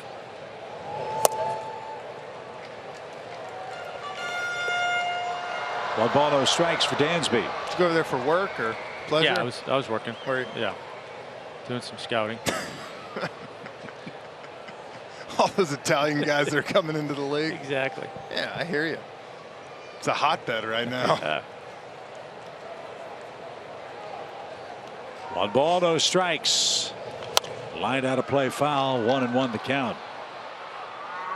Hey, nice catch by a fan in the second deck. Off to our right. That was a good play. Did you see the guy in Boston, the usher, catch the ball the other night? Classic. It was unbelievable. The ball was smoked at this guy, and I mean, he barely saw it the last second, just stuck one hand Just out. kind Bam. of like it was unbelievable. like a waiter ushering someone to their table. Just kind of. No surprise. A lot of athletes up there. Oh my God! Here we go. 1 ball, 1 strike. It never stops. The pitch that gets away. Here comes Freddie. He's going to be safe, and he spiked the pitcher to boot.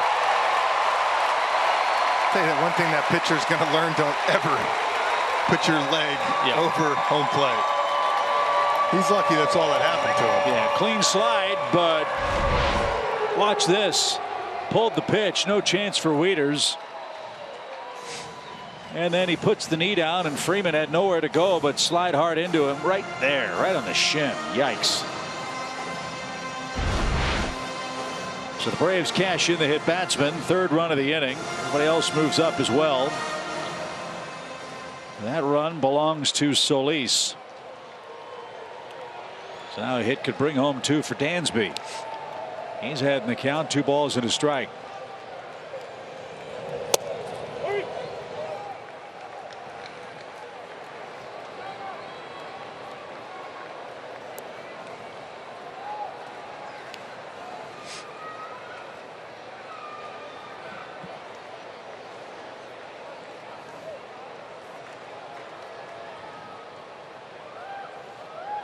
Two balls, 2 strikes. And a swing and a miss. And that retires the side. Dansby 0 for 5 tonight, but the Braves have scored 10 times. 10-5. We go to the 9th inning.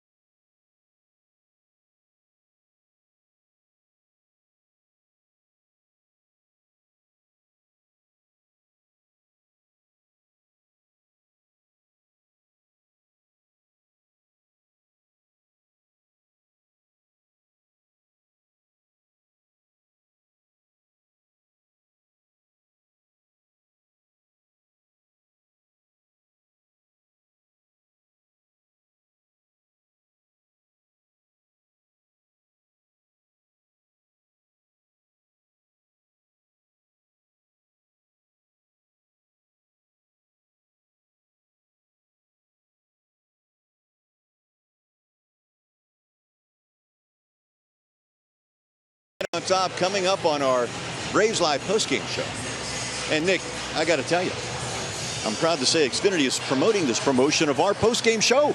And you're all over it because I know you want to sing the praises of one Ronald Acuna Jr. and Ender Inciarte. They've been amazing tonight. Both those guys have been swinging the bat well. They continue to swing the bat well. Nice job off Scherzer by the offense tonight. And just a good game overall. They're on pace for the 6th win in a row.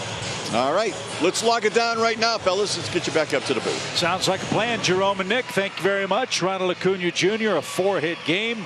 Albies 2 hits. Markakis 2 hits. Ender 3 hits. It's been a fun offensive night for Atlanta, which has 13 hits in total. And A.J. Minter is going to come on and finish this one off. It's not a save situation for A.J., but a chance for him to tune up here in the 9th inning tonight. Yeah, hasn't pitched since the Arizona series. No action in San Francisco, so good chance getting back out there on the mound. Now, interesting scenario in this game as Bryce Harper digs in against Minter. I recall last time up as Harper hits one on the ground to Ozzie on the first pitch. There's the first out. I thought that Williams was getting an earful from Laz Diaz. It might have been Bryce Harper who was letting Diaz show or know of his displeasure over pitch from center field.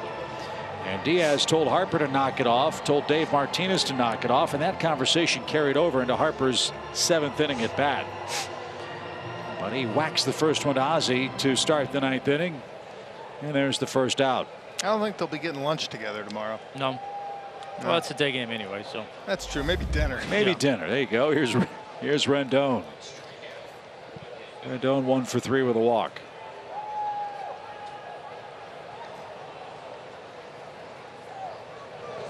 And a strike. I've always wondered, Vlad being a pitcher, you can tell me in a game like this where mentors warm up, is that where Snit's just saying, you know what, the guy's been hot for an inning and a half, you might as well pitch him? I mean, I think you hear a lot of relievers say that, hey, I'm hot, you might as well put me in. I mean, I still don't think that getting a guy hot and not putting him in is as stressful as putting him in there. But, you know, I think in this instance, you know, where AJ hasn't pitched since the Arizona series, and, you know, he's scuffled a little bit lately. I mean, he's got hit a little bit in the Arizona series and got the save in the first game. You know, struggled against Boston. Yeah. So I think this is an opportunity for him to get in there in a stress-free environment, so to speak, and get a little bit better feel, maybe a little bit better confidence. Ground ball to first. Freddie's got it. He's going to race to the bag and save Minter a step or two. 2 outs. So in game 1 of this fantastic matchup between 2 incredibly talented left fielders, Let's take a look at our StatCast AI powered by AWS. It was Soto hitting a home run in the Washington fourth. What a great launch angle. Is that the key? Like 24 higher? Yeah. You get anywhere from 26 to 30, I can guarantee a homer.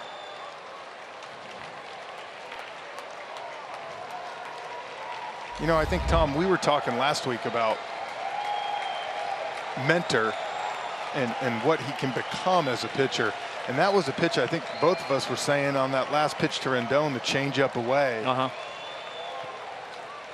That as a righty, you know, when you're throwing nothing but cutters and fastballs ends, you start to try to open up and turn on it. You could tell his butt was kind of sticking out, and yet it was a change up away. He couldn't get anything on it. Yeah, it's, you know, if you know, as a hitter, if you can eliminate one side of the plate, your margin for error becomes better and his margin for error becomes smaller.